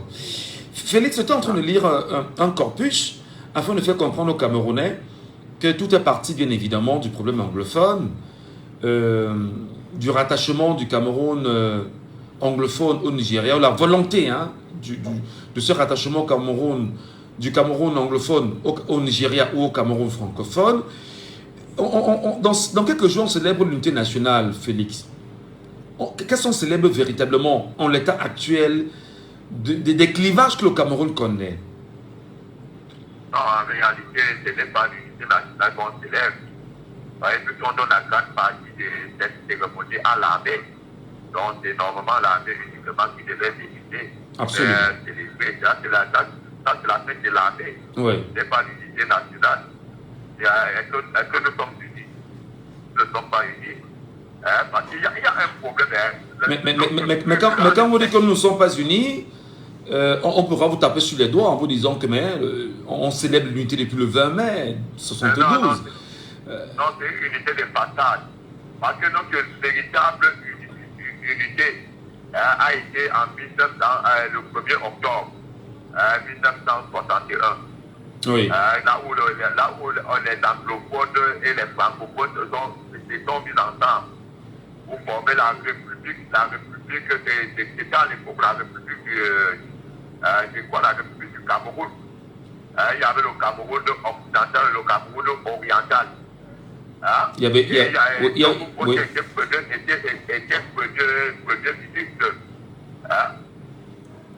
Donc, c'est deux États qui se sont ensemble pour former un État. Nous sommes d'accord, Félix. En fait, ce que je voudrais peut-être avec les auditeurs, parce qu'il y a également des enfants qui nous écoutent ce matin, peut-être qu'ils ne sont pas allés à l'école, parce qu'il y va également d'autres missions d'éducation. Si on revient sur les amendements, par exemple, apportés par les délégués anglophones, souviens-toi, lors des assises de Fumban, est-ce qu'on ne peut pas dire que c'est le non-respect de ces amendements, véritablement, qui continue encore d'entretenir les velléités sécessionnistes qu'on connaît aujourd'hui dans la partie anglophone du Cameroun? Bien sûr, c'est le non-respect de ces engagements qui est pas la cible, mais il y a quoi? Après le référendum de 72, on devient la République unie du Cameroun. On dit que la deuxième personnalité du Cameroun va être le président de l'Assemblée nationale. Et qu'est-ce qui se passe il doit oublier cette constitution. Le président du premier ministre du secteur constitutionnel du président de la République. J'avoue que la communication est très, très hachée. La com est très hachée, mon frère. Allons. Oui, c'est bon là. Oui, c'est bon.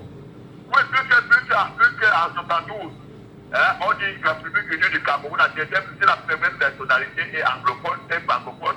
La deuxième personnalité est anglophone. Et maintenant, et en 79, Aïdo changer la constitution. Président du premier ministre, le secrétaire constitutionnel du président de la République, et qui était, quand on a été président de l'Assemblée nationale, ne pouvait pas, c'était Amadou Aïdo. Et pour que la deuxième président de la République, et dont les anglophones ont été tellement fouillés par ce même système colonial imposé par la France. Parce que jusqu'en 84, qu'est-ce qui se passe en 84? Pourquoi on quitte la République unie du Cameroun pour la République du Cameroun? Et tu as rappelé, le Cameroun était vert ou jaune avec 2 étoiles, en dehors aussi le rouge. Et cela a disparu en quelle année? En 84. On parle de la République du Cameroun, on enlève la 1 étoile. Et voilà, donc il faut voir que c'était tellement de frustration qui s'est accumulé. Et on avait vu ça venir, la crise anglophone. On avait déjà vu ça venir, qu'un jour, ces gens-là vont se révolter. Parce que ces gens-là étaient déjà lésés à tous les niveaux. Ces gens-là étaient déjà lésés à tous les niveaux. Aujourd'hui, nous en sommes où? Aujourd'hui, c'est même la goutte d'eau qui a débordé le vase. Parce qu'aujourd'hui, après, on est quitté du fait que le Premier ministre devient du secrétaire constitutionnel du président de la République. Ce n'est plus ça. C'est maintenant quoi? C'est maintenant le président du Sénat. Le président du Sénat est un francophone. Et après, on doit le Premier ministre. Le Premier ministre, quand on veut parler de l'ordre et hiérarchie, le Premier ministre est en 4e position. On peut alors, oui. On peut même dire anti-système parce que quand il y a le président, après le président du Sénat, le président de l'Assemblée nationale, président de l'Assemblée nationale, président du Conseil économique et social, après le président du Conseil économique et social, président du Conseil constitutionnel, après le président du Conseil constitutionnel, président de la Cour suprême, après il est en 6e position, c'est très bien, ce que vous dites exactement, et c'est ce positionnement-là que l'on connaît aujourd'hui. Voilà, vous voyez qu'il y a élément de frustration. Et dites-moi ces gens, non, franchement dit, moi-même j'étais approprié, j'étais vraiment des expressions, bon, Alors, Félix, vraiment, merci beaucoup. Même si la qualité du réseau n'est pas agréable, ça nous fait problème. Je voudrais revenir sur deux éléments. Les amendements apportés par les délégués anglophones lors des assises de Fumban rappelaient que les délégués anglophones avaient néanmoins consulté le projet de constitution proposé par Ijo, à moins d'y avoir beaucoup de retard, et ils avaient demandé qu'il y ait le drapeau, l'hymne national et la devise du pays. Il y avait le transfert du siège du gouvernement fédéral à Douala. Buea et Yaoundé étaient capitales des deux États fédérés. Le bulletin secret et le droit de vote étaient à 21 ans. Les attributions et le pouvoir du président de la République devaient être connus. Il y avait le mandat présidentiel réduit à 2 aux délégués, bien sûr, anglophones. C'est à la suite de ces amendements présentés par les délégués anglophones et à sa prise de parole, le président Amadou Diop a clôturé les travaux de Fumban le 21 juillet 61 par une réponse à ces amendements comme suit. Le mot indivisible disparaîtra du projet. Une clause garantissant l'intégrité de la fédération et empêchant toute possibilité de sécession sera introduite. Faute de ressources financières importantes, il ne saurait être question de parlement bicaméral. La House of Chiefs sera maintenue. Yaoundé demeurera la capitale fédérale. Il n'y aura pas la double nationalité. Le président et le vice-président seront élus au suffrage universel. En attendant la mise sur pied des nouvelles institutions, les fonctions du président et du vice-président seront assurées respectivement par le président de la République du Cameroun et du premier ministre du Southern Cameroun. Voilà les amendements. C'est bien, c'est important pour l'histoire. On a quelqu'un qui est avec nous en ligne sur WhatsApp, je pense qu'il est là. Allô? Oui, c'est moi, monsieur Ngatu. Je reviens pour le second sujet. Ah, d'accord. Très brièvement. Allons-y, monsieur Lepaco. Oui, très brièvement pour dire que, monsieur Ngatu, quand je vous écoute souvent, je vous dis, vous me donnez beaucoup d'espoir. Mais il n'y a pas que vous. Le peuple du Southern Cameroun, c'est-à-dire nos frères qui parlent, qui s'expriment en anglais, ont vraiment fait preuve de beaucoup d'espoir. Un État qui était viable. Avant, nous, on avait pris notre indépendance, eux, ils n'avaient pas eu leur indépendance. Mais comme ils aimaient le Cameroun, ils tenaient à se rattacher à nous. Mais comme les Français avaient déjà découvert le pétrole et tout, on les a manigancés. On a volé d'abord le Northern Cameroun qu'on a rattaché au Nigeria. Ça, c'est la première frustration. Mais une fois qu'ils se sont rattachés, tout saboté. Mais donc, malgré ça, ils ont gardé l'espoir. Nos frères anglophones aiment le Cameroun. Malgré le faux référendum, ils sont restés. Malgré toutes ces tricheries, la manipulation de la Constitution, ils sont restés. Mais là où la goutte d'eau a fait déborder le vase, monsieur Ngatu, nos grands-parents nous racontent souvent que quand les maisons étaient en paille et tout ça, etc., il suffisait d'une petite flamme comme ça pour embraser toute une concession, même tout le village. Ce que le président Paul Biya a fait avec le fait d'enlever le mot uni, un simple geste comme ça, où quelqu'un est resté dans son bureau, soit parce qu'il avait bu beaucoup de pétrus ou il n'en sait quoi, il dit aujourd'hui, à partir d'aujourd'hui, nous ne sommes plus République unie du Cameroun, nous sommes République du Cameroun. C'est un acte qui est à l'origine de tous les morts que nous avons aujourd'hui. Donc c'est cette petite flamme dont je vous parlais. Quand nos maisons étaient en paille, je veux dire, quand nos parents et nos grands-parents nous racontent cela, une petite flamme mal gérée pouvait brûler toute une concession et voir toutes les cases du village, surtout quand il y avait du vent. Et ce que le président Paul Biya a fait en enlevant le mot uni, parce que malgré toutes les tricheries, les anglophones s'approchaient au fait que le fait qu'il y ait uni, ça prouve qu'il y a eu deux entités qui se sont mises ensemble. Or, aujourd'hui, on voit très bien qu'en enlevant le mot uni, nous retrouvons le nom que nous avions avant de se joindre à eux. Ça veut dire qu'on les a effacés. Et c'est ça qui crée toute cette tension, au-delà de toutes les tricheries, toutes les tromperies, toutes les trahisons qu'ils ont eues. Enlever ce mot-là pour le gestionnaire, comment on appelle là, pour le diplômé de l'école de la gestion des colonies, il savait que ça va créer des morts. Aujourd'hui, nos soldats meurent, nos frères meurent à cause de ce mot-là qu'on avait enlevé. Et donc, je dirais simplement que, pour finir, quand vous regardez toute la souffrance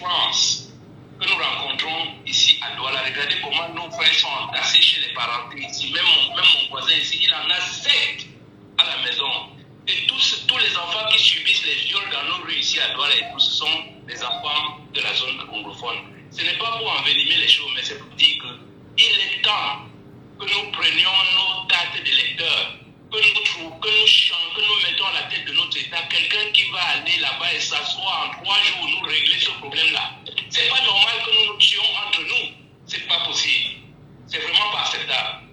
Voilà ce que je souhaitais ajouter, M. Gadjo. Vraiment, merci beaucoup, cher Aidé. Merci beaucoup, cher monsieur, pour votre contribution à ce débat, assez riche quand même ce matin. Merci beaucoup. Mesdames, Messieurs, nous poursuivons l'émission. Nous poursuivons cette édition. Nous espérons, bien évidemment, écouter d'autres Camerounais sur la question de cette fête de l'unité nationale et qui va se célébrer dans 13 jours et se demander qu'est-ce que nous célébrons véritablement. Sommes-nous toujours dans la fraternité? Sommes-nous toujours dans cette promotion réelle du vivre ensemble? Y a-t-il pas eu des mensonges? Y a-t-il pas eu des choses qui soient dites qui n'ont jamais été respectées? Je voudrais simplement rappeler que le thème retenu cette année, c'est Armée et Nation, ensemble pour un Cameroun uni, pacifique et prospère. Ensemble pour un Cameroun uni, pacifique et prospère. C'est le thème retenu bien évidemment pour la célébration du 20 mai 2024 et nous en parlons. Regard des Camerounais sur ce que nous avions vécu, sur ce que nous connaissons, sur les morts qui jusqu'ici ne cessent d'être comptés dans cette partie anglophone, sur les tensions entre le système en place, le régime en place, sur la position française, connue de tout le monde comme étant une position extrêmement pernicieuse. Faut-il le rappeler, il y a quelques jours encore, l'ambassadeur français a choisi de s'y rendre pour pouvoir mobiliser la décentralisation et rendre possible la décentralisation du côté dans cette zone anglophone.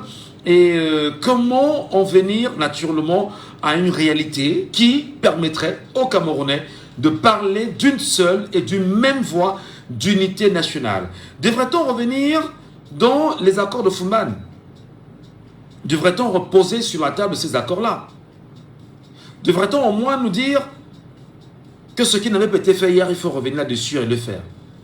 Paul Biya est-il capable, je parle du renouveau, le renouveau est-il capable de revenir à ce sentiment du passé et de dire nous avions probablement, entre guillemets, violé les aveux, la volonté. On a imposé certainement aux autres ce qu'ils ne voulaient pas. Est-ce qu'on ne peut pas revenir à un sentiment d'équité qui finalement, peut-être pour reprendre les propos d'un auditeur précédent, est-ce que l'administrateur français comprend en même temps qu'il y a un enjeu d'indépendance du Cameroun?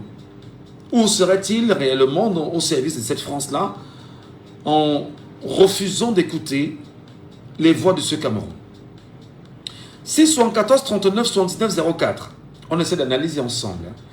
Vous nous appelez, vous laissez bien sûr vos avis. 674 39 79 04. Ou encore vous nous appelez via WhatsApp au 691 98 60 98. 691 98 60 98. Nous vous écoutons, nous vous attendons.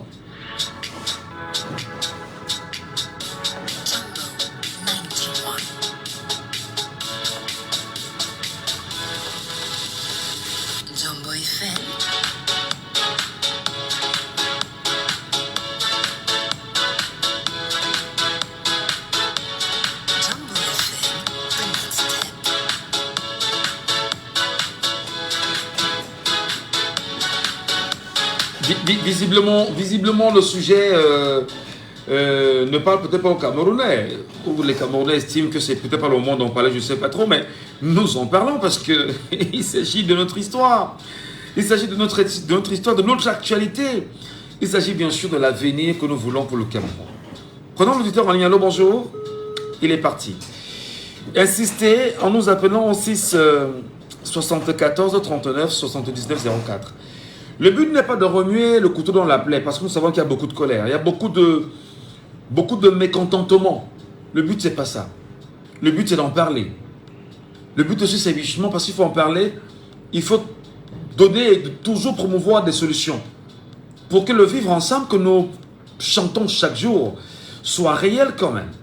Et nous espérons que des compatriotes qui comprennent la situation pourront nous donner leur point de vue. Alors bonjour.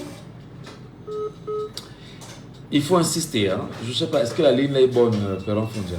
Allô, bonjour. Allô? Bonjour, bonjour, bonjour. Bonjour. Nous vous appelons comment? Moi, je m'appelle Oman. Herman nous appelle d'où? Je suis le marché mobile. Herman, qu'est-ce qu'on célébrera à votre avis le 20 mai prochain? Est-ce qu'on célèbre cela dans la gaieté, dans la joie, dans la sincérité? Monsieur Gatti, vous m'avez dit la peine, mais vous savez, dans notre pays, on ne dit pas vraiment appris l'histoire de notre pays à l'école. Dans mon mentir, on ne dit pas vraiment appris l'histoire là. C'est pour ça que la jeunesse camerounaise est toujours renseignée sur lui-même, ils sont tellement égarés. Bon, de ma part, je tire vraiment mon fusil vraiment sur le colon. Quel qu'en soit ce qu'on fait en Afrique, il y a une image. Depuis la nuit de nos grands-parents jusqu'à nos jours, tout va coloniser. Donc, moi, la seule chose que je peux dire, c'est qu'on va s'en prendre au colon, que si on réussit à aller chercher de nous avant que les choses vont aller. Merci. Merci Herman. Merci beaucoup. Alors, on va baisser un peu on va baisser complètement. Je voudrais très humblement dire bonjour encore à nos compatriotes camerounais. Dire à mes compatriotes camerounais que ne pas avoir la maîtrise de votre histoire, ne pas comprendre l'histoire de votre pays, ne pas aller à la quête de l'histoire de votre pays, fait de vous bien évidemment des Camerounais ignorants. On ne peut pas accepter que le Camerounais refuse de lire l'histoire de son pays. Je vais vous raconter une anecdote que j'ai eue quelques jours.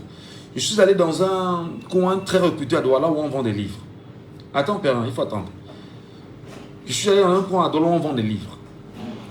Et j'ai demandé bien évidemment où se trouvait le rayon littérature africaine. J'y suis allé, je me suis rendu compte qu'il n'y avait que 3 auteurs camerounais qui avaient exposé leurs livres là-bas. Je me suis demandé, mais où sont les livres sur l'histoire du Cameroun? Que font les historiens camerounais? N'ont-ils pas la capacité de produire des ouvrages et de permettre aux Camerounais de s'en servir, de se cultiver? Il faudrait donc dire à mes compatriotes, je prends l'expression d'Herman qui vient d'appeler, pour dire, si vous ne maîtrisez pas votre histoire, si vous ne comprenez pas que depuis 1918, la France et la Grande-Bretagne sont au Cameroun, que le Cameroun a été placé sous tutelle, par la suite, après être placé sous protectorat allemand, était sous tutelle de l'ONU, dirigé par la France et la Grande-Bretagne. Si vous ne comprenez pas que le Cameroun est ce qu'on appelle l'enclos colonial français, ou si vous voulez occidental, où on vous dira que la partie nord et sud-ouest Cameroun, dont la partie anglophone appartient aux Anglais et le reste appartient aux Français, les amis, ce sera difficile de parler d'avenir. Si vous ne comprenez pas fondamentalement que la France et la Grande-Bretagne se sont mis ensemble pour dire nous devons diriger le Cameroun et exploiter ses richesses. Si vous n'allez pas prendre votre Google, télécharger charte de l'impérialisme pour comprendre que nous partons depuis ce qu'on a appelé le partage de l'Afrique. Vous arrivez où nous en sommes aujourd'hui et vous appelez bien sûr à la délivrance de votre pays, ce sera grave. Je remonte un tout petit peu. 1884, 1885, pendant une année à Berlin, l'ordre de cette année-là, de cette époque-là, s'y est réuni pour penser le partage de l'Afrique. C'est à partir bien sûr de 1885 que vous verrez des gens qui sont allés en Afrique conquérir les territoires africains, d'où Nachtigal, ici à Douala. Quand on vous parle de Nachtigal, mais il faut se rappeler qu'avant qu'on arrive à Nachtigal, les chefs Douala avaient déjà écrit à la reine d'Angleterre, lui disant de venir contrôler le territoire camerounais qu'ils appelaient le territoire Douala en réalité. C'est quelques temps après, la reine d'Angleterre ayant reçu ses lettres avec beaucoup de retard, elle s'est levée. Je ne vais pas revenir sur l'histoire, hein, parce que c'est très long. Elle s'est levée Mais dès qu'elle arrive, elle se rend compte 2 jours après, 2 ou 3 jours après, que les Allemands sont déjà là et ils ont érigé leur drapeau au plateau Jos ici à Douala. C'est où on écrira justement le tous les councils. Vous devez maîtriser cela, comprendre cela, que des gens se sont levés chez eux là-bas en Europe, venir dire qu'ils vont confisquer vos terres. Je dis encore que les chefs Douala ont écrit, bien évidemment, bien avant, à la reine d'Angleterre, la reine Victoria, qu'elle vient justement coloniser. Alors, lorsqu'ils l'ont fait, il y a eu ce qu'on appelle la Première Guerre mondiale, 1914-1918. Le Togo et le Cameroun étaient des butins de l'Allemagne. L'Allemagne maintenant chassée de l'Afrique. Je pense qu'il y a également le Maroc. Hein. Le Maroc, non, le Maroc bien. Bon, bref, je sais qu'il y a le Togo et le Cameroun. Voilà. Alors, lorsque l'Allemagne est chassée, qu'est-ce qu'on fait du Cameroun qui était sous protectorat allemand? La France maintenant prend une partie parce que la France est allée en guerre contre l'Allemagne au Cameroun, y compris la Grande-Bretagne. C'est comme ça que les anglophones ou les Anglais ont pris ce qu'on appelle la partie anglophone. Les Français ont pris les 8 autres régions du Cameroun, ce qu'on appelait à l'époque les provinces. Progressivement, ils ont avancé. Progressivement, ils ont avancé. Tout ce que vous voyez là, les textes qui ont été modifiés, etc. C'est des accords qui sont passés entre la France et la Grande-Bretagne pour pouvoir coloniser le Cameroun. C'est pourquoi nous vous disons encore que la charte de l'impérialisme, pour ceux qui ne le savent pas, est basée également, c'est-à-dire que l'ONU, l'Organisation des Nations Unies aujourd'hui, a pour élément central, texte centraux, la charte de l'impérialisme. Allez lire, téléchargez sur Facebook, sur Google, téléchargez et lisez. Téléchargez et lisez. Et maintenant, pour pouvoir entrer, venir prouver, parce que c'est important d'en parler, venez coloniser bien évidemment les Africains. Souvenez-vous du discours du roi belge. Le discours du roi belge. Souvenez-vous justement de l'entrée de l'église en Afrique. Je prends le cas du Cameroun. 1890, l'église catholique romaine arrive au Cameroun, venant bien sûr de l'Allemagne par le canal de Monseigneur Vieteur. Et arrive, lorsque l'église catholique arrive, il y a déjà Alfred Sacker qui était là avant. Il y avait même il y a un pasteur qui était là bien avant, Alfred Sacker, qui était là avant, avec les églises évangéliques, baptistes et tout ce que vous connaissez. Il y avait même l'église de Balte qui était déjà là. Lorsqu'ils arrivent, on chasse ces derniers, on chasse Vieteur, en disant à Vieteur que non, ici à Douala, dans Douala, nous on a conquéri Douala. Si tu as un truc à faire, va vers Ndom là-bas, vers Edea. C'est comme ça donc qu'on chasse Monseigneur Vieteur de Douala et il va donc s'installer là-bas en Ndom. Et il commence à créer les églises catholiques au fur et à mesure. Il descend vers Kribi, il va vers Ayos, il remonte vers Yaoundé, jusqu'à l'extrême nord du Cameroun. Voilà les raisons pour lesquelles l'église catholique romaine est répandue sur tout le territoire camerounais. À Douala, on parle des églises baptistes, etc., etc. Donc on s'est servi donc de l'église. Allez lire encore Patrick Sengako, pour ceux qui ont connu Patrick Sengako dans sa poésie. Ils sont venus Bible en main, fusil sous le bras. Et quand ils sont venus, Bible en main, on vous parle de Dieu, on vous parle de Jésus, on parle de tout ça, mais on avait le fusil sous le bras parce qu'il y avait une première mission. Il fallait d'abord calmer les cœurs en leur disant que Dieu ne veut pas, Dieu ne veut pas, Dieu ne veut pas, Dieu ne veut pas. Quand vos pères, donc comme les Omniobé, ont compris la supercherie, ils ont donc entré en rébellion. Pour dire qu'on ne peut pas. Nous voulons l'indépendance du Cameroun. Et Omniobé précise que nous voulons l'indépendance du Cameroun. Avant d'y arriver, il faut d'abord qu'il y ait l'unité entre le Cameroun occidental et le Cameroun oriental. Omniobé, visionnaire. C'était un déluge, nous l'a dit. Permettez-moi, je ne suis pas au même degré que certains historiens. Mais je renvoie ce que j'ai appris, ce que je connais et ce que je lis. Parce que j'estime que j'ai des frères qui probablement m'écoutent ce matin, qui n'en savent peut-être pas grand-chose, mais qui pourront peut-être partir de quelques éléments que j'ai placés ici pour aller davantage se cultiver sur ces problèmes-là. Et c'est donc comme ça que sous Oumniobé, et puis tout ce que vous connaissez avec Aïdjo, tout ce que la France a mis en place, tous ces mécanismes, la France est au Cameroun depuis 1918, avec la Grande-Bretagne. Ils en ont fait le Cameroun un enclos colonial. L'enclos colonial veut dire que c'est une propriété de la France ou de la Grande-Bretagne, entre autres. Ils se sont accordés à gérer le Cameroun comme bon leur semble. C'est comme ça que le président Amadou Aïdjo arrive. On vous parle du référendum. C'était yes ou oui. Il n'y a pas non là-bas. C'est ce que nos historiens nous ramènent. Il n'y a pas non là-bas. Yes ou non. Les gens disent seulement yes, yes, yes, yes. Oui, oui, oui, oui. Voilà comment on arrive au référendum. Et après l'unité et tout ce qui passe.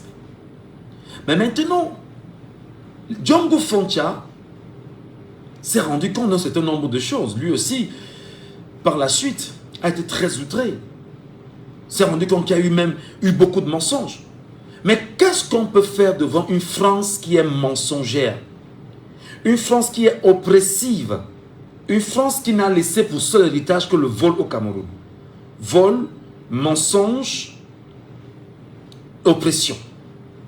On n'y peut rien.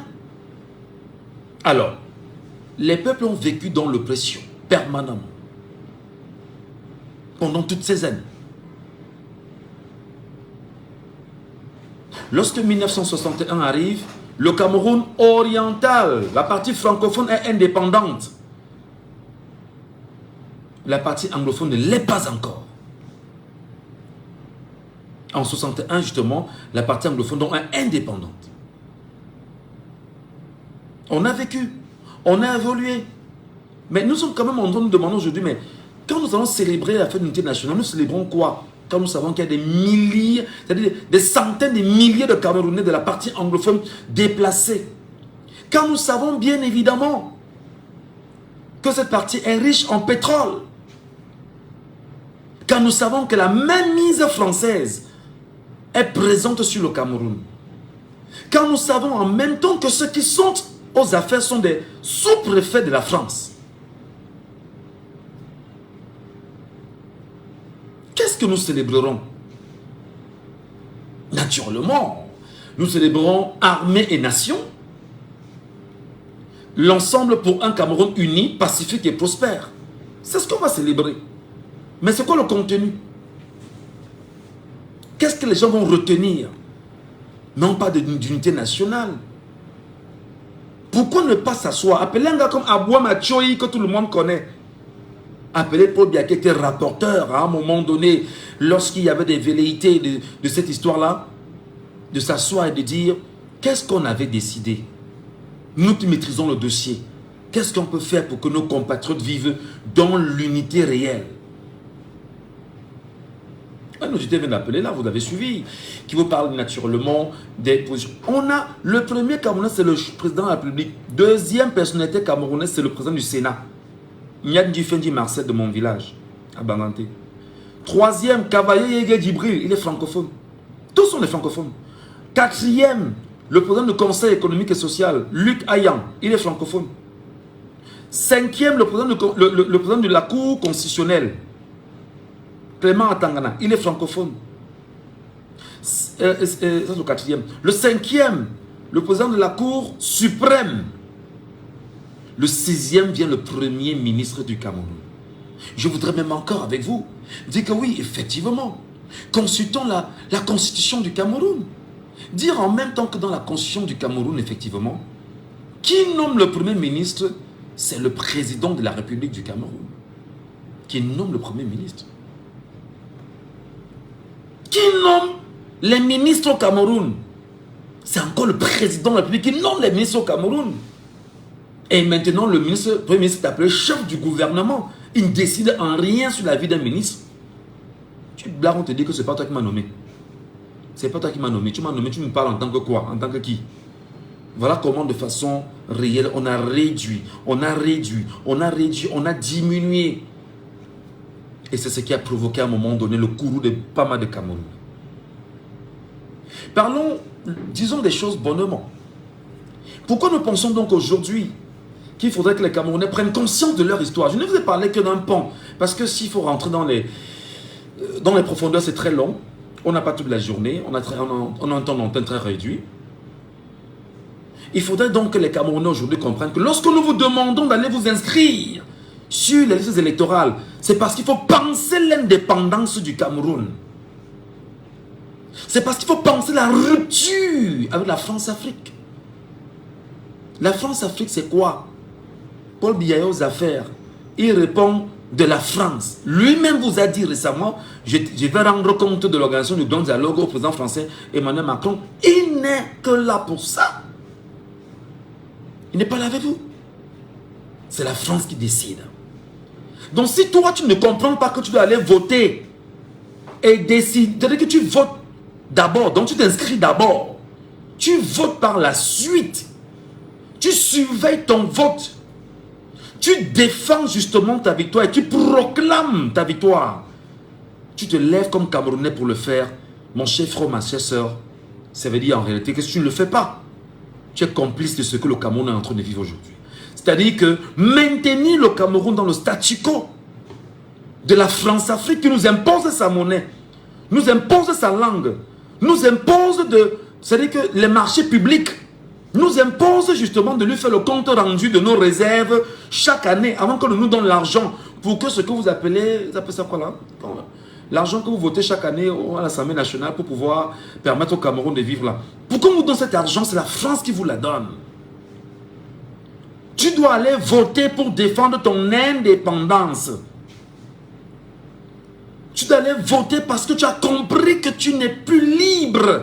Tu n'es pas libre depuis 1960, tu n'es pas libre. Que tout ce qui s'est passé autour avec la France n'est qu'une mascarade en réalité. Et que ceux qui sont aux affaires ne sont là que pour faire la volonté de cette France-là. Tu dois comprendre ça. C'est pourquoi nous disons aux Camerounais, tu vas t'inscrire pour ta liberté. Cette liberté qu'il faut remonter jusqu'à 1884. Oui, j'ai parlé bien sûr du budget de l'État.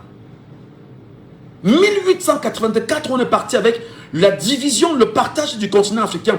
Des gens se sont levés, dit qu'ils viennent partager un continent et décider justement de ce qu'ils veulent sur ce continent. Comme quoi nous, peuple africain, nous ne savons pas réfléchir. Comme quoi nous, peuple africain, nous ne connaissons rien. Je vous dis, prenez le courage, allez télécharger la charte de l'impérialisme. Vous lisez cette charte de l'impérialisme, vous comprendrez véritablement que tout est fait pour maintenir l'Africain en esclavage. Donc tu vas voter en 2025, premièrement, pour dire non à l'esclavage. Cet esclavage est maintenu par les maires, par les conseillers municipaux, par les députés. Je t'explique. Les maires que tu vois là sont les maires adossés à un parti. Le parti en lui-même est un parti qui découle de l'UNC, qui était une volonté française mise en place pour pouvoir mieux contrôler l'appareil gouvernant, ou l'appareil du gouvernement. Donc Aïdjo avait l'obligation de créer l'UNC, parti unique. C'est très important de le savoir. Donc le RDPC découle de ça. Et entre-temps, effectivement, les maires qui sont obèses au Cameroun, les députés qui sont obèses au Cameroun, les sénateurs qui sont obèses au Cameroun, le conseil régional, ils sont obèses au Cameroun. C'est parce que toi, tu as refusé de voter. Tu as refusé de dire que je vais savoir qui sera mon maire et qu'est-ce que mon maire fait pour moi. Ton maire doit être un patriote, mon cher ami. Le maire que tu dois voter en février 2025, s'il ne répond pas aux aspirations du changement de ta vie, mon cher ami, tu le mets de côté. Le député que tu votes là, en réalité, a deux missions. C'est de voter les lois à l'Assemblée nationale et de contrôler l'action gouvernementale. Mais le député ne peut pas proposer une loi. Il ne peut pas. C'est inscrit dans les textes du Cameroun, c'est interdit. C'est interdit. C'est pourquoi tu dois voter pour l'indépendance de ton pays. Tu dois t'inscrire sur la liste électorale pour l'indépendance de ton pays. L'indépendance. C'est pourquoi je vais toujours dire que moi je ne parle plus à l'église. Je me suis rendu compte que lorsque nous sommes 1 million de Camerounais, nous partons à l'église, nous donnons 100 francs, ça fait 100 millions qu'on donne le dimanche. En 52 semaines, ça fait 5 milliards 200 millions. Cette église, je me demande où elle est où lorsque le peuple camerounais souffre comme c'est le cas. Lorsque le peuple camerounais est meurtri. Oui, récemment, quand on a demandé, quand on commençait à dire aux gens que ne donnez plus l'argent à l'église parce qu'ils ne sont pas avec vous, on s'est levé rapidement, on a fait une petite communication, vraiment essayer d'aller vous inscrire parce que... Mais elle est où cette église pour pouvoir dire aux gens que vous souffrez, défendez-vous, libérez-vous. Même l'église vous appauvrit. Même l'église vous appauvrit. Pire, vous avez les jeux de hasard aujourd'hui. Les jeux de hasard où chaque enfant va donner 300 francs chaque jour. Je m'amuse en tant que grand frère en disant, mes petits frères, imaginez que vous soyez 100 000 jeunes Camerounais. Ça veut dire que chaque jour vous donnez 100 millions aux jeux de hasard. C'est le minimum que je prends. Mais vous êtes au moins 1 million à donner 300 francs chaque jour. L'argent de votre pays part où? Nous pleurons qu'on est pauvres. Nous pleurons que nous souffrons. Nous pleurons que nous n'avons pas d'eau. Je vous dis qu'allez regarder l'argent des églises. Au Togo seulement, ils ont fait, pourquoi c'est au Togo au Bénin, il y a quelques jours, ils ont fait justement un bilan sur l'argent que les gens donnent à l'église. Ça dépasse même le budget de l'État.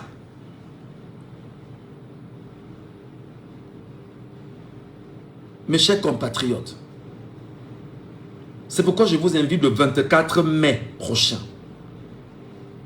à sortir de quelques endroits où vous serez, de chercher l'antenne et l'écam de votre arrondissement et de vous y inscrire. Parce qu'en fait, si vous ne le faites pas, si vous ne sortez pas vous inscrire avec 10 personnes, 1 million de convaincus, sortez avec 10 personnes, ça fera 10 millions de personnes qu'on aura inscrites en une journée. Parce que ton bulletin, ton récépissé, c'est l'encre qui va réécrire l'histoire du Cameroun. Parce que lorsque tu auras défendu justement ton indépendance, tu décideras de qui sera ton maire, ton député, ton conseiller municipal. C'est eux-là qui plus tard vont voter, les conseils régionaux et même les sénateurs. C'est parce que tu auras voté. Et en octobre 2025, tu dois décider de qui doit être ton président. Est-ce que tu dois maintenir la France-Afrique là? Est-ce que tu dois maintenir, au moment où je te parle, les méthodes françaises et anglaises, la division qu'on connaît avec nos frères et sœurs? Tu veux maintenir ça, oui ou non? C'est ce pourquoi tu dois aller voter, mon frère, ma soeur. À demain. C'était Laissons parler les gens, que vous pourrez réécouter en podcast sur notre page Facebook, Jambo FM 91. Quand vous n'avez pas appelé,